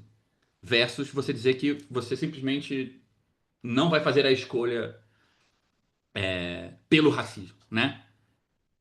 A posição mais isentona. Tá? Mas eu acho que assim. E assim, de fato, a política quase pode ser definida como reorganizar os custos das coisas, né? Onde tem política, normalmente a fronteira de quem paga o preço e quem não paga, a gente está querendo deslocar essa fronteira. E eu acho que nesse sentido é interessante, a gente conversou aqui sobre a clínica, a teoria e a comunidade, a instituição, né? E tudo mais. Acho que a Nayara levantou essa questão da autorização e tal. Em todos esses campos, a gente pode localizar onde estão os preços, né? E o quanto esses preços estão indo junto com o discurso, né? Que, por exemplo, a Mariana levantou questões. Eu não sei qual a melhor maneira de encaminhar. É um preço pagar. Dizer que você não sabe. Você muda a sua posição. Você fica na dúvida se você não sabe porque você é burro, sei lá. Né? Eu não sei. É um preço que você paga na teoria de levar um problema a sério, às vezes. Então tem custos na teoria também, né? Se, se a racialização da psicanálise não produz nenhum efeito da gente não saber, só produz um efeito de a gente, é só a gente colar essas coisas todas aqui, pronto, resolveu, provavelmente ninguém pagou nenhum preço, né? Então a dimensão até prática da própria teoria está de fora. No campo da comunidade também, a resistência a pagar os preços pela racialização da psicanálise no campo da lógica de encaminhamento. Tipo, poxa, um dos grandes problemas óbvios que a gente tem é que eu tenho vários amigos que falam isso, falam, cara, eu recebo constantemente aviso assim, ah, você é um analista preto, vou te encaminhar o paciente preto. E aí a pessoa fica o analista do valor social da instituição. Ou seja, a clínica dela ficando precarizada sob a pretensa ideia de que estão levando em conta a raça, né? Ou seja, a instituição não paga nenhum preço e vai dizer em algum lugar que, na verdade, a questão está sendo tematizada, né? Então, assim, dá para ter a questão, dá para a gente localizar e politizar a questão racial em psicanálise em todas essas dimensões, né?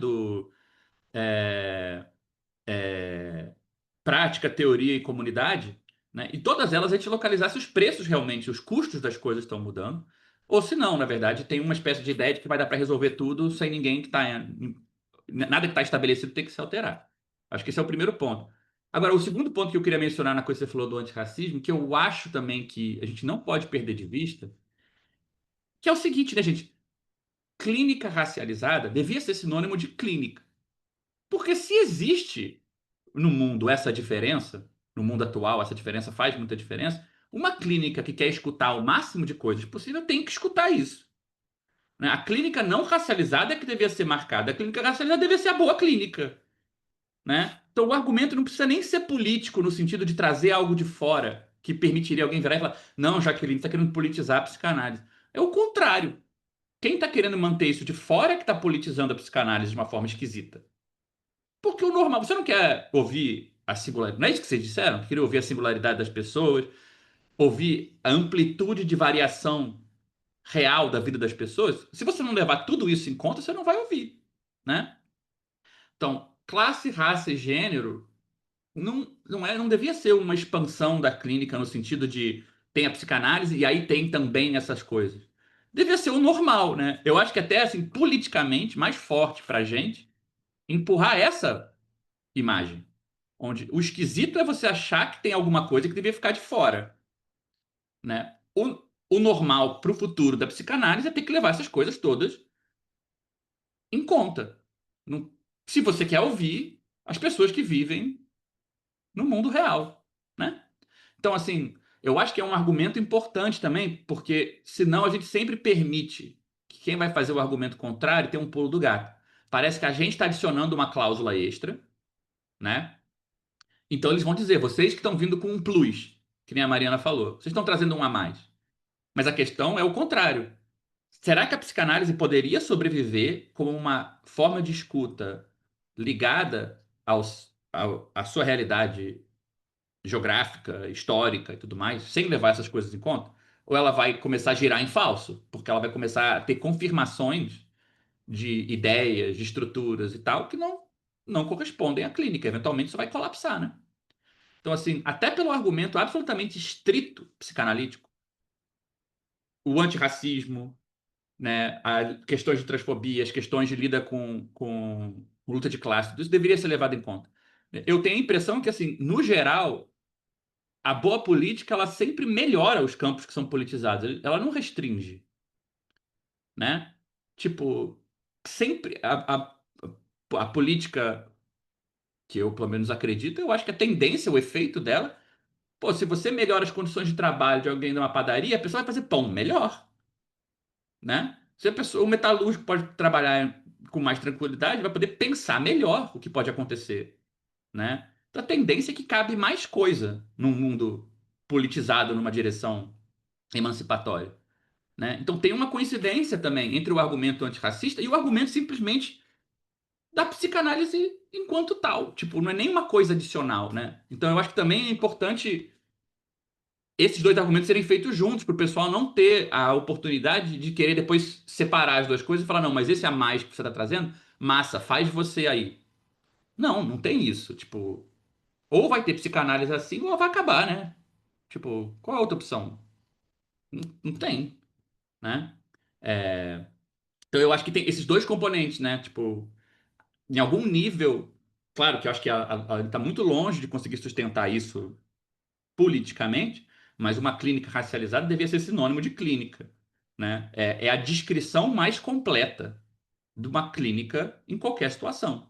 E quem não leva essas coisas em conta é que está deixando algo de fora. E não é uma clínica com um twist, né? Não é, né? Então, assim, eu acho que isso também é um componente importante do argumento, né? Peraí, que eu vi agora que rolou altas coisas aqui, gente. Peraí.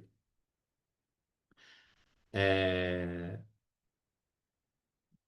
Pô, aí a Mariana também falou outra coisa crucial aqui, né? Porque, de novo, a gente estava vendo que esse circuito ele se reforça, né? Tipo, o que a gente não consegue tematizar da prática na teoria também ajuda as instituições, as comunidades a se reproduzirem como elas estão, porque para você trazer elementos novos, em geral, você tem que dar voz e autoridade para quem está tematizando essas coisas novas, né? Então dá uma perturbada nas estruturas também das instituições. Então, claramente se encaixa, né? Que numa maioria branca, que ainda é a maioria da psicanálise, a vontade de ceder lugar, e não ceder lugar no sentido condescendente de abrir um puxadinho para um plus a mais, né?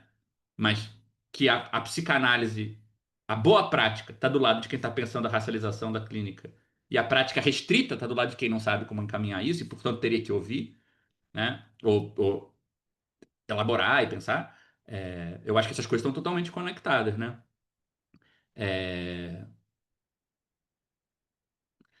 É, a Paula estava falando.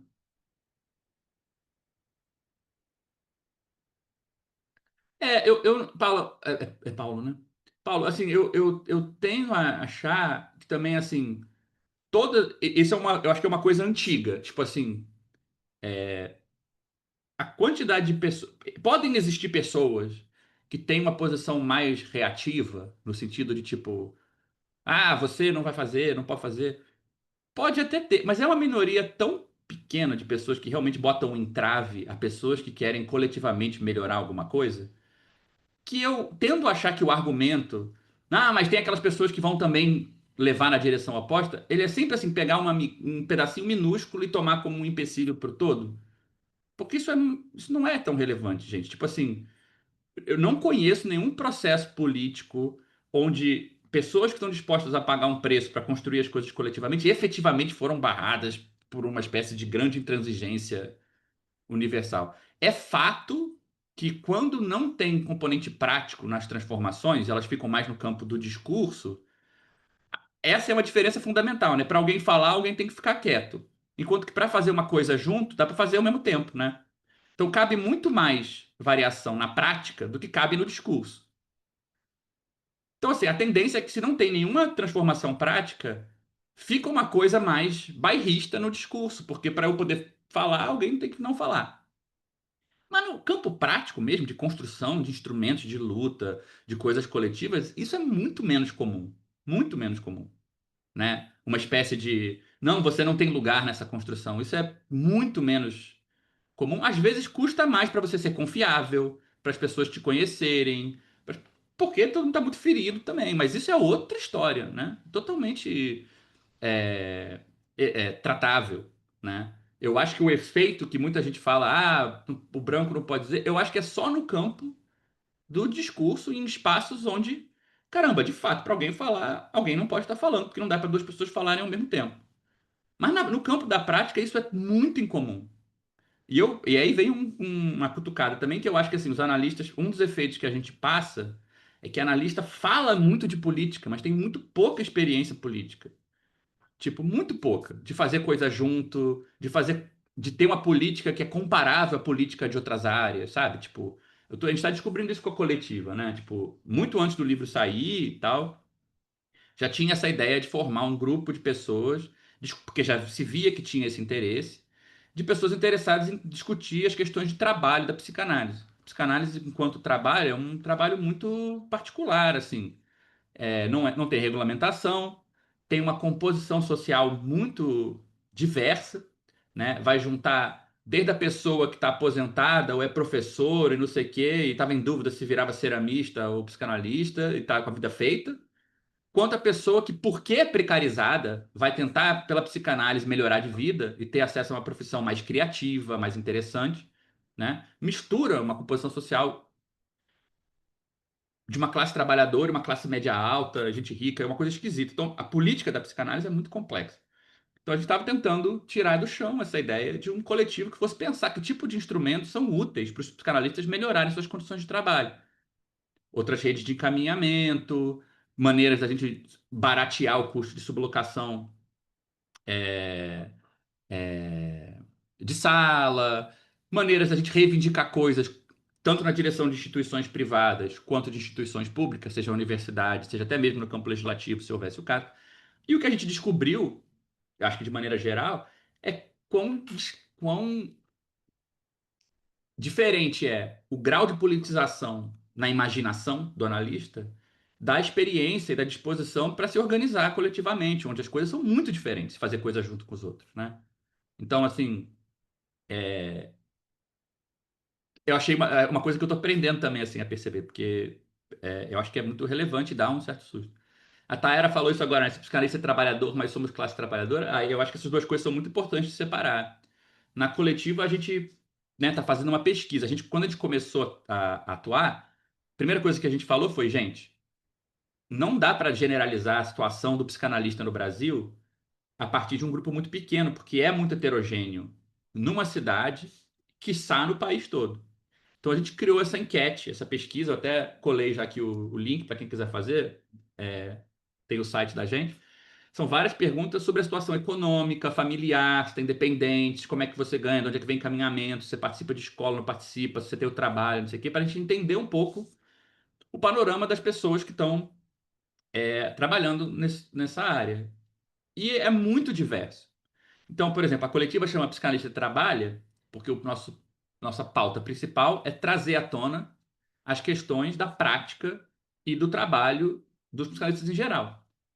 Mas a questão de classe não se resolve pela questão do trabalho, né? Porque você pratica e vende o seu trabalho, não necessariamente quer dizer que você vive da venda desse trabalho.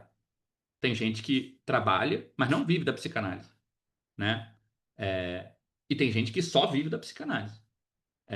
Então você tem a diferença de classe não vai estar dada pela diferença simplesmente de há trabalho ou não há trabalho. E mesmo dentro da questão de classe, acho que uma coisa que o marxismo contemporâneo discute muito é que, para além dos marcadores raciais, de gênero, que complicam muito mais a análise de classe, né, porque também criam experiências muito diversas, mesmo só no componente de classe, ele não é simplesmente dual. Ou você é classe trabalhadora ou você não é. Dentro da classe trabalhadora, você tem uma série de antagonismos, de formas de trabalho muito diversas. Então, tem o analista hoje muito precarizado, que a vida dele online é muito importante para garantir que ele feche as contas do mês. Tem a pessoa que está muito precarizada, mas conseguiu um lugar numa escola de psicanálise e ela está mais conservadora, porque ela não quer arriscar o pouco que ela conseguiu, ela não vai se expor, ela não vai criticar, porque ela está conseguindo se organizar ali um pouquinho, né? Então tem várias situações diferentes na composição de classe da psicanálise, é bem diverso, sabe? Por isso que é muito difícil tirar uma política nacional. Hoje na coletiva deve ter, sei lá, umas 300, 500 pessoas envolvidas. Tem grupos se reunindo em umas 15 cidades. Inclusive, se alguém que quiser criar grupo na sua cidade para se encontrar, a gente super facilita isso. E já tem, pode ser até que tenha já grupos onde vocês estão. Mas não dá para tirar uma política nacional. Tem que começar pelos territórios específicos, porque é muito variado, né? Então, não só porque trabalha, no sentido de vender a força de trabalho, não necessariamente vive dessa venda, e não só porque vive dessa venda, se organiza da mesma maneira, porque tem arranjos muito diferentes. Então, isso complica muito a política desse campo. Por outro lado, facilita que a gente se relacione com outras linhas de luta, porque tem muito lugar, muita categoria tendo que lidar com esses problemas.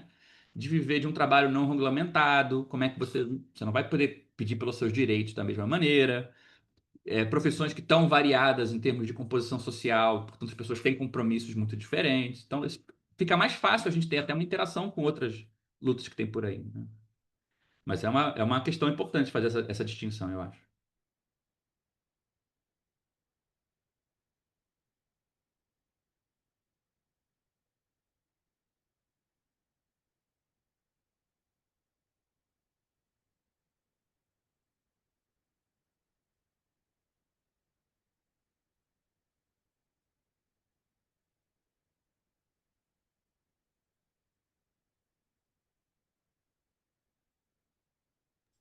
Bom, se ninguém tem uma questão, eu vou ter uma questão acho que mais pessoal. Te levou e mobilizou pessoalmente, né? Para alguém quando faz um livro e tem publicado um livro principalmente tão muitíssimo necessário, mas acho que tão necessário quanto polêmico. E você já tinha dito que tinha certa consciência disso, talvez não 100%, mas que já imaginava. O que te levou a pensar, não, quero e vamos? É, assim, acho que uma coisa que eu dei uma sorte foi que quando eu escrevi o manuscrito desse livro, primeiro eu não escrevi de uma vez só, eu fingi que eu ia só juntar várias coisas que eu tinha escrito. Aí, então, assim, nunca sentei e falei, vou fazer uma coisa bombástica. Eu pulei esse momento. Tipo, eu tinha umas coisas que eu tinha escrito, guardado, eu falei, vou juntar, coisa de, sei lá, de um doutorado e tal. Só que quando eu juntei era uma porcaria. Aí eu tive que reescrever tudo. Mas aí eu tava reescrevendo, não tava escrevendo. Então eu me enganei para poder fazer. Mas eu acho que, para ser honesto, assim, acho que a principal influência foram duas coisas. A primeira é que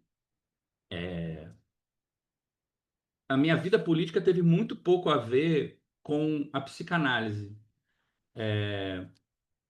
O, eu tinha uma vida já ligada a coletivos, militantes e tal.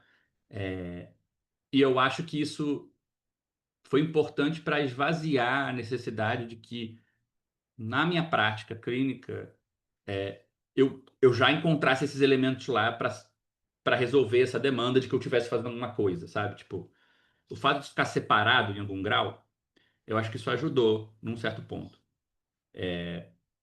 Ajudou por dois níveis. Ajudou porque o que a psicanálise tinha para dizer da política não batia com o que eu via. Então, por exemplo, todo mundo que se organiza em grupo está formando um ideal. Não, gente. Que ideal que tem numa ocupação urbana? Que ideal do quê? Desde onde a pessoa que quer uma casa está procurando uma totalidade ideal fora da castração? Sabe, não tem nada disso, não fazia o menor sentido.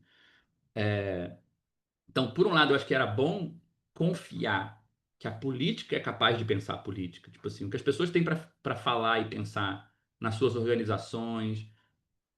Isso é criativo, isso é aberto, é não todo, é como você queira. As pessoas não são burras. Elas estão pensando do melhor jeito que dá para pensar. Muito melhor que na psicanálise. Então, isso, por um lado, esvaziou um pouco uma tendência que eu tinha antes, que eu comecei a estudar psicanálise como esses lacanianos chato pra caralho, o Lacan, porque o discurso do capitalista, porque a civilização, eu sabia como toda a civilização se organizou, porque eu li o Seminário 17 e tal.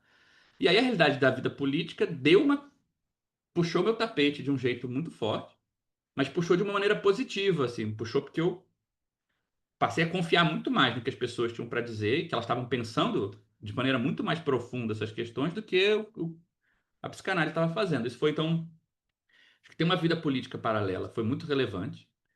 Só que, claro que tem problemas na vida política também. Tipo, tem muitas questões que a gente enfrenta na organização. Por exemplo, o mundo marxista talvez seja o único parecido com o mundo da psicanálise em termos de quantidade de racha que se produz por minuto nas organizações. Tem 1 bilhão de organizações trotskistas e tem 1 bilhão de escolas de psicanálise, ninguém sabe por quê, né? Então comecei a me interessar também pelos paralelos entre psicanálise e política que não apareciam em nenhum dos dois campos. Então, assim, o interesse em pensar a organização da psicanálise veio porque eu tinha um interesse primeiro em pensar o plano da organização na minha vida política. Porque a gente repete muita coisa na política, a gente adoece muito parecido, as organizações têm fins muito parecidos, sofrem de coisas parecidas. E aí eu ficava com esse dilema. Eu não posso usar a psicanálise para explicar isso, porque a galera aqui sabe muito mais o que está fazendo do que os psicanalistas. Então, não tem por que trazer o psicanalista. Por outro lado, esses dilemas também se aplicam na psicanálise. Então, quase que inverteu a ordem. Eu comecei a tentar pensar, do ponto de vista do que a gente sabe sobre o mundo político, como que a psicanálise aparece, né? Então, assim, esse mix de como que a psicanálise seria vista, se você levar para uma reunião um núcleo de base de partido e falar, pô, tem um grupo aí que se organiza assim, faz assado, o que as pessoas iam dizer, né? Pessoas que não sabem nada sobre psicanálise. Eu acho que elas iam descrever a psicanálise de maneira muito melhor. Tipo, elas iam ter uma clareza muito mais óbvia de como é que a gente se organiza, onde estão as relações de poder, se elas não tivessem já fascinadas pelo discurso, né? E por outro lado, também por não estar tão preocupado de transformar a psicanálise numa coisa automaticamente subversiva, eu tentei conectar isso com o avanço da psicanálise enquanto tal, não necessariamente como a gente falou, né? Não como trazendo algo de fora, mas tipo, a reorganização da psicanálise vai ajudar a psicanálise, como ajuda todos os outros campos, né? Quando a gente se organiza, se politiza. Então, eu acho que assim, a ideia da pesquisa e do ângulo do livro veio daí. E aí, claro, eu ficava enchendo o saco das pessoas no barzinho, depois do seminário, do não sei o quê, e eu via que isso realmente tinha atração. As pessoas pensam já sobre essas questões e tal, né? Agora, um fator que eu acho que foi essencial para eu fazer isso, aí eu acho assim, é importante, assim, e acho que fez muita diferença, é que quando eu fui escrever esse livro, duas coisas tinham acontecido. Eu estava com a clínica mais ou menos estável, eu estava vivendo de um pós-doc, então se eu me fudesse com os psicanalistas, eu não ia morrer de fome. Eu era um cara branco, que tinha estudado fora, então, assim, a chance de alguém me destratar era menor. Então, assim, o grau de coragem que eu precisava... Todo mundo conhece a famosa confiança do homem branco, né? Então, eu pude usar isso a meu favor. Então, assim, eu estava com a vida mais ou menos estável, não estava dependendo exclusivamente da clínica, e eu tinha esse pequeno privilégio que ajudava também. Então, assim, não estar super inserido numa instituição. E eu tinha acabado de sair fora, assim, uns 2, 3 anos antes, eu tinha saído fora do meu único vínculo institucional de psicanálise também. Então, eu acho que a mistura dessas coisas e a convicção de que esse debate já era uma coisa que estava rolando de qualquer maneira, né? Já se conversa sobre essas coisas de várias formas. Acho que a mistura dessas coisas aí é que foi a motivação para dar esse passo, assim, né? E, de fato, assim, não quero ser chato, não quero ser chato não, mas, assim, no momento eu achei que eu ia ganhar mais paciente, mas fecharam mais portas do que abriram, eu posso dizer isso para vocês. Mentira, mentira. A real, assim, economicamente, assim, para minha vida, assim, para reprodução da minha vida, piorou um pouquinho. Mas, assim, é evidente a diferença de interesse entre uma galera que está mais estabelecida e já está encaminhada com seus doutorados, suas coisas, não sei o quê, e uma galera que está se formando ou que está querendo pensar, que sente mais na margem das instituições, e tal. O diálogo, esse é o campo onde esse negócio tem tido algum diálogo, sabe? Tipo, agora são, sei lá, não sei quantos meses de atividade em torno do livro, e eu acho que isso ficou muito confirmado, assim. No Brasil e fora, porque o livro saiu em inglês também, né? Saiu até antes em inglês. E não fez nenhuma relevância em, por exemplo, países de língua inglesa imediata, onde psicanálise já é uma coisa quase ultra aristocrática no grosso, né?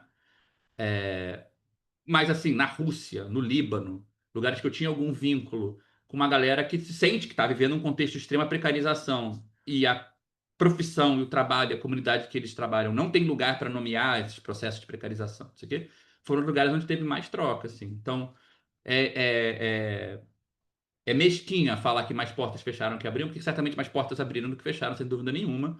É que, claro, tipo, saber que estão falando mal de você não sei aonde, ou que algumas coisas não vão rolar mais, como a Priscila falou, é um preço que se paga. Mas, assim,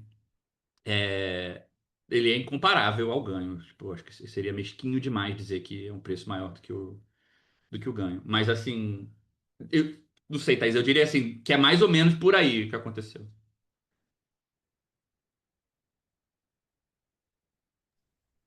A gente, enquanto campo, ganhou bastante, eu acho. Eu acho que é um divisor teórico importante da psicanálise, principalmente no Brasil. Enfim, eu acho, eu fico super honrado de que falem isso, mas assim, eu não sei não. Eu acho que assim, as coisas são tão boas quanto as consequências, e as consequências não têm a ver com o livro, tem a ver com esse debate maior de fundo, né? E assim, eu mencionei essa coisa da famosa confiança do homem branco, mas assim,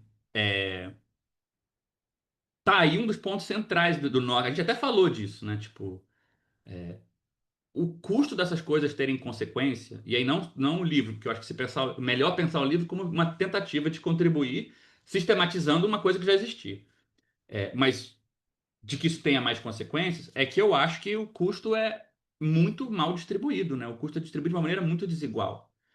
Então, assim, inclusive eu acho que esse é talvez o primeiro termômetro que eu sugeriria a gente estrategicamente criar, é o termômetro da correlação de forças da angústia.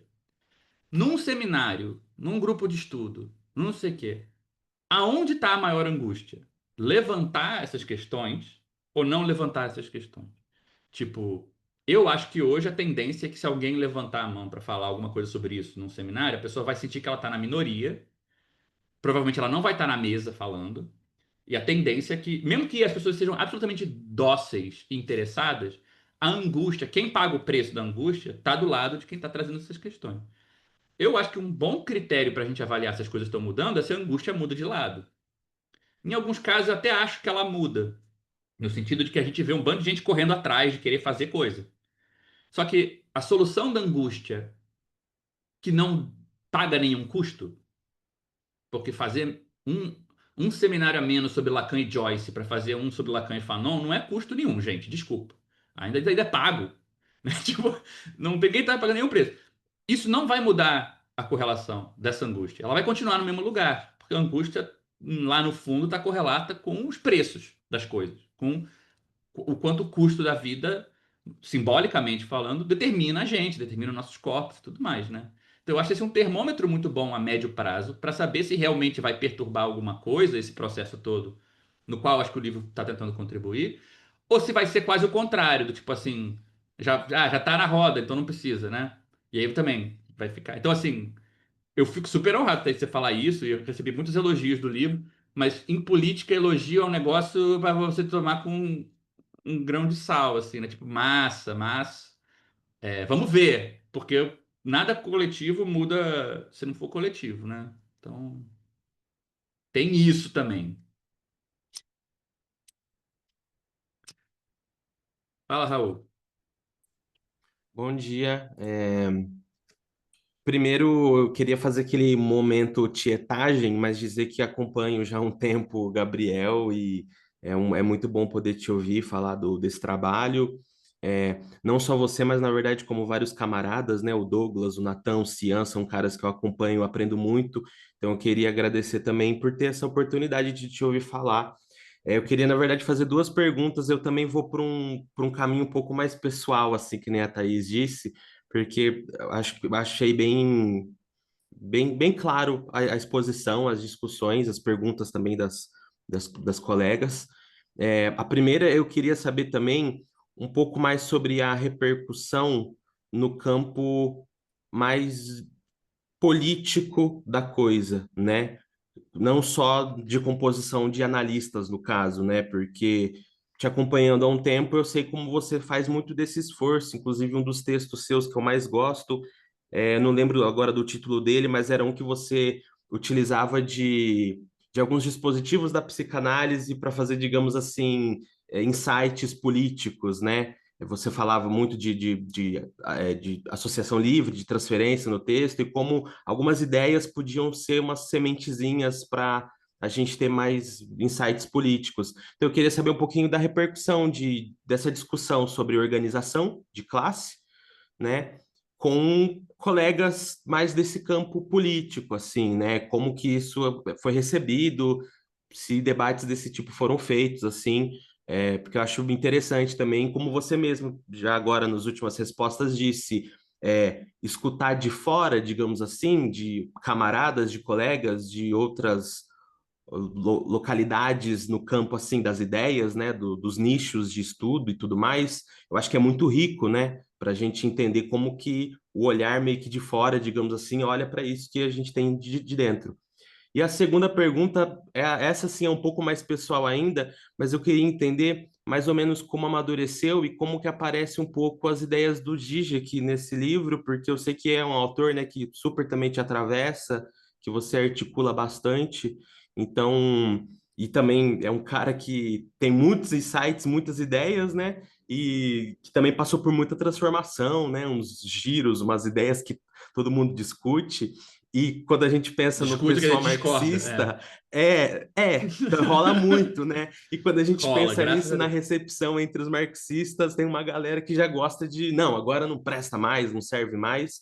Só que, claro, não é bem assim que funciona, né? Então eu queria ouvir um pouquinho de você Tá sobre bom. isso. Não, beleza, Raul. Gente, você, assim, quase nada do que se fala em psicanálise as pessoas entendem fora da psicanálise, né? Então, tipo assim, eu tive amigos. Do livro em específico, interesse zero no livro, fora da psicanálise, o que eu acho absolutamente correto, porque é o pior jeito de se interessar pelo cara é um negócio desse. É, eu também tinha a pretensão totalmente errada. Eu escrevi o livro assim: eu não vou escrever em lacanês. E eu acho que até o livro é pouco lacanês, mas ele ainda assim é nerd num grau que, tipo, continua sendo. Talvez tenha ficado ainda mais obscuro. Então, isso dificultou. Agora, assim, eu separaria em duas partes, né? Talvez três partes. Eu acho que, assim, seria impossível ter chegado a avaliar o campo da psicanálise da maneira que eu tentei fazer no livro, e nessa conversa como a gente está fazendo aqui, se não tivesse anos e anos e anos de conversa com pessoas que estão organizando coisas em outras áreas, né? É, Então, assim, num certo grau, teve um muito input. Mesmo que as pessoas talvez nem soubessem que ia ter, eu aprendi tanto ouvindo os outros que, sei lá, influiu. Então, esse é o primeiro nível. No nível, da discussão específica do livro, menos conversa, por mais que eu tenha tido assim, uma reação muito interessante. Assim, o livro também é influenciado por uma linha política específica, né? Assim, minha, que eu participo. Tipo, então, assim, eu tenho amigos que reconhecem a influência disso no livro de uma maneira ou de outra. Para além do livro, na questão da conversa que a gente está tendo, eu acho que aí divide em 2 níveis. Por exemplo, a coletiva de psicanálise que a gente está fazendo, a gente usou o mecanismo, a gente nem chama de pesquisa, a gente chama de enquete. A enquete, como essa maneira de você abrir para perguntar algo para os trabalhadores, não para você poder formular a sua política, mas para você poder tirar das próprias respostas um encaminhamento político, né? E na verdade a enquete é mais que isso. A enquete funciona assim: você bota perguntas, quando as perguntas são respondidas, você faz uma mistura, você junta as perguntas e as respostas, e você marca reuniões coletivas para devolver a resposta das perguntas para as próprias pessoas que responderam tirarem uma política, né? Então, assim, a gente não formula política na coletiva. A gente junta as respostas que vêm de trabalhadores isolados e devolve coletivizadas essas respostas para as pessoas agora, enquanto coletivo, poderem tirar uma política. Isso não, a gente não inventou isso. Isso vem de uma linha muito antiga. O próprio Marx fazia o que se chama de enquete operária. Enquete operária é esse tipo de uso político da pesquisa, que não é igual à pesquisação, onde o pesquisador está junto ao grupo, mas tem a sua própria pesquisa. É uma vertente que o marxismo inventou lá em 1800 e tanto, e que foi super aproveitada pelo maoísmo na China, se transformou numa coisa chamada investigação maoísta, né? Que o Paulo Freire aprendeu, inclusive, com os maoístas, né? As pessoas esquecem que o Paulo Freire era chegadão nos maoístas, né? E no Brasil tem 2 tradições. Aqui vem pela Europa com a Igreja Católica, a Ação Católica, nos anos 20, 30, e a influência maoísta. As duas se encontram no Paulo Freire, né? E a ideia de educação popular, inicialmente, era uma ideia muito mais próxima disso do que de um modelo para educação pública, por exemplo, né?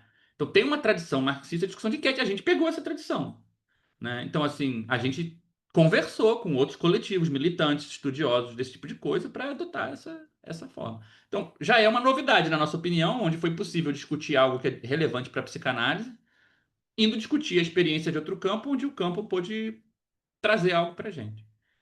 Agora, a terceira parte dessa pergunta é que eu acho assim, como qualquer linha política em qualquer área, se você não tem algo concreto para fazer com outro grupo, não vai ter vínculo.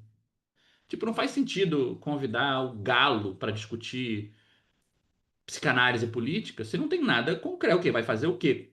Vai construir alguma coisa que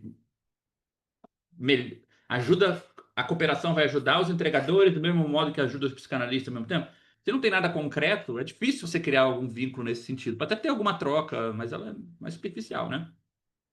Nesse nível, tem muito pouco. Porque, enfim, a gente tem contatos, sei lá, com a UP, contatos com grupo, porque alguns partidos já perceberam que a politização dos psicólogos e psicanalistas é muito relevante, né? Então, por exemplo, o Sameca, que é uma organização tentando, sei lá, pode se concordar ou discordar, mas eles tentaram politizar o trabalho dos psicólogos.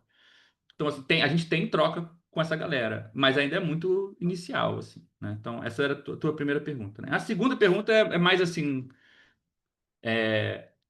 não sei como, que assim, o Zizek o Zizek foi o meu orientador no doutorado. Ele foi super relevante para esse livro sair em inglês. Ele que sugeriu que ele fosse publicado em inglês. Eu nunca conseguiria isso. Só que eu acho que quando ele leu o conteúdo do livro, ele percebeu que não era um livro exatamente na linha dele. É um livro que, na verdade, é relativamente crítico do Zizek.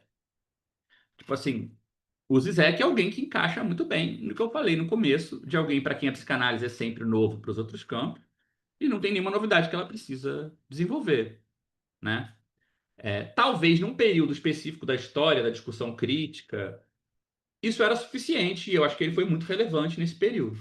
Mas à medida que o mundo foi andando, e ele continuou falando a mesma coisa, ele foi ficando cada vez mais anacrônico. A fofoca é que, tipo, já tem uns 3, 4 anos, quando o livro saiu, que a gente teve assim cada um foi para um lado. Eu fui informado por e-mail, por terceiros, que todas as minhas pontes tinham sido queimadas com as escolas eslovenas. Fofoca, né? Mas enfim. Porque não tem muito espaço no aparato teórico dessa galera para a psicanálise ser posta em questão, porque é o dispositivo que eles usam para imaginar tudo, né? Não é que eu não ache que a psicanálise tem algo útil para contribuir para as lutas, para as organizações, para pensar política. Mas eu acho que você tem que ter muitos dedos para fazer isso. Primeiro, não faz o menor sentido você contribuir com um problema que ninguém formulou como um problema dentro da política. Se ninguém pediu a sua ajuda, você não está ajudando quando você vem falar que você sabe como resolver. Você é só um chato, né? Porque poder formular um problema e resolver um problema é um direito humano, é o que a política é. Tipo assim, você ter direito de dizer, existe esse problema, nós vamos nos juntar e resolver, isso é fazer política. Se alguém vem dizer que vai resolver por você, não está te ajudando, a menos que você queira fazer alguma coisa junto.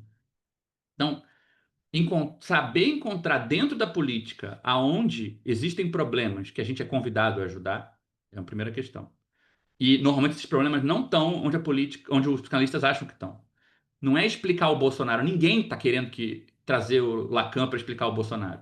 Mas os militantes adoecem. E não tem psicanalista discutindo isso, né? Tem. Mas assim, não é o grosso do que a gente fala a respeito, né? As dinâmicas subjetivas dentro das organizações é pouco estudado, comparado o lugar do gozo no consumo. Nenhum economista político está precisando de uma teoria do gozo no consumo. Mas é o que a gente tem para oferecer. Então, assim, tem uma disjunção muito grande. E depois tem o problema de que, se a gente nem compreendeu a nossa prática 100%, ou 50%, né?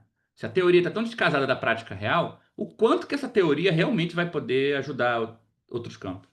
Então, assim, esses dois negócios botam um limite para mim que não são intransponíveis, mas dificultam. Tipo, pô, antes de ir querer dizer que a psicanálise vai inovar isso ou aquilo, eu acho que você tem que ter muito cuidado para ter certeza que você não está fazendo uma dessas duas coisas.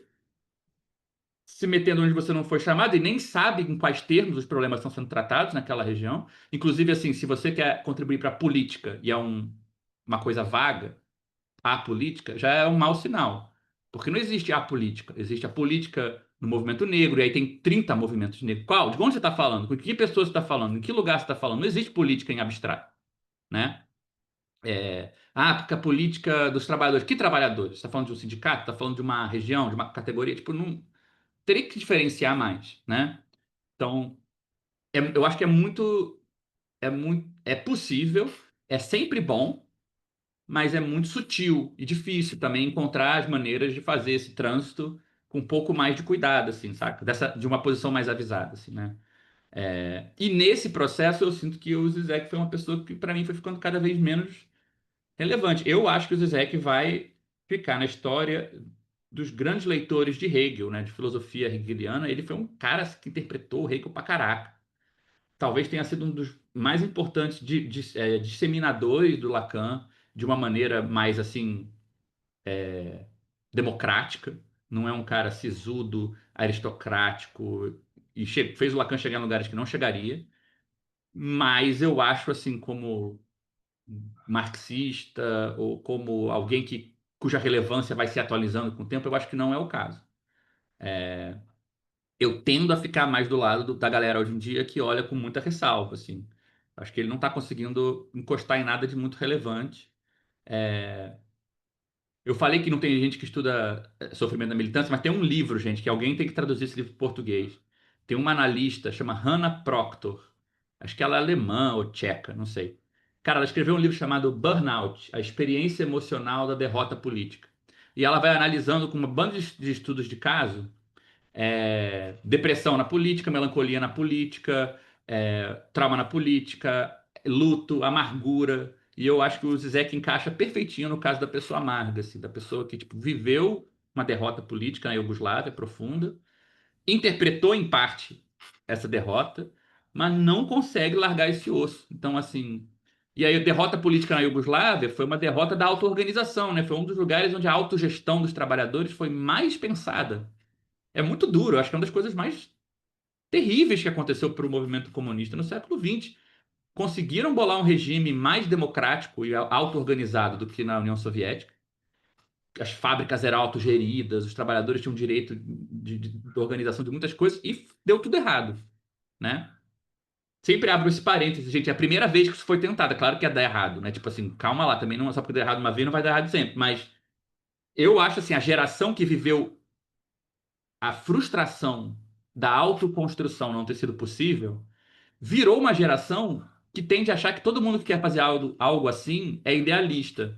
E é no fundo que é uma liberdade exagerada e que você precisa de uma mediação alienada pelo Estado para construir as coisas. E o Zizek virou isso. Tudo que acontece na América Latina, que é muito mais autodeterminado, autodeterminação dos povos, luta dos povos indígenas, e blá, blá, blá, ele não tem nada a dizer, não acha nada relevante, não aprende nada com isso e fica lutando pelo Estado Democrático de Direito na Europa com uma coisa mais avançada que existe. Tipo, caído, né? Mas assim, a pessoa fez coisas, então também todo mundo tem direito, né, de eventualmente ficar irrelevante, é normal. Enfim, Muito obrigado. fez Foram sentido. Não ótimas sei se eu não queria que respostas. soasse assim, uma coisa de ficar falando mal gratuitamente, mas eu hoje assim acho. Não, mas a intenção também não era nem essa, é mais porque realmente eu acho que é uma figura de envergadura intelectual muito importante em vários momentos, né? E eu acho que ele cumpre um papel com tradução de livros e tradução de teses e expansão de ideias muito importante para Sim, possibilidades, né, de leituras críticas de muita coisa, mas realmente é uma figura que você usou a palavra, eu acho que ele fica um pouco anacrônico com o passar do sim, tempo, porque tem uma fixação, né, em algum momento sim. e algumas teses, assim, né? Para mim, o que ficou do Zizek, que eu acho que é assim, a maior lição do Zizek é que, no geral, o pensamento popular é mais sofisticado que o pensamento teórico. Eu acho que isso é a coisa que fez ele ser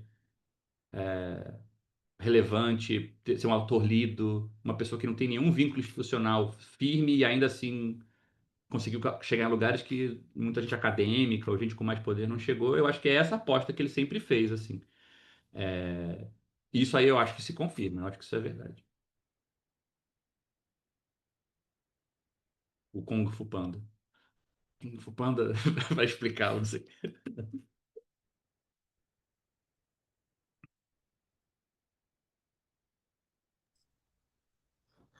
Acho que se ninguém tiver mais nenhuma questão que fazer, a gente pode encerrar já, né? 2 horas, Gabriel, obrigada. Não, pô, foi um prazer, gente. Também todo mundo tem que almoçar, né? Vamos combinar. E se a gente continuar, eu vou fumar mais 10 cigarros, vai ser ruim pra minha saúde. Mas foi um prazer. Estou por aí. Ó, a coletiva é aberta. Se alguém quiser participar da coletiva, se tiver alguma dúvida, quiser conversar, me manda mensagem. A Thaís, infelizmente, sabe que eu demoro às vezes para responder, mas é pela correria mesmo. Eu eventualmente consigo e respondo. Vai ser um prazer. E brigadão, gente, pelas perguntas, pelo papo. Foi muito legal. Obrigada, Gabriel. Obrigada, gente, pela participação, viu? Valeu. Beijão, gente. Tchau, tchau.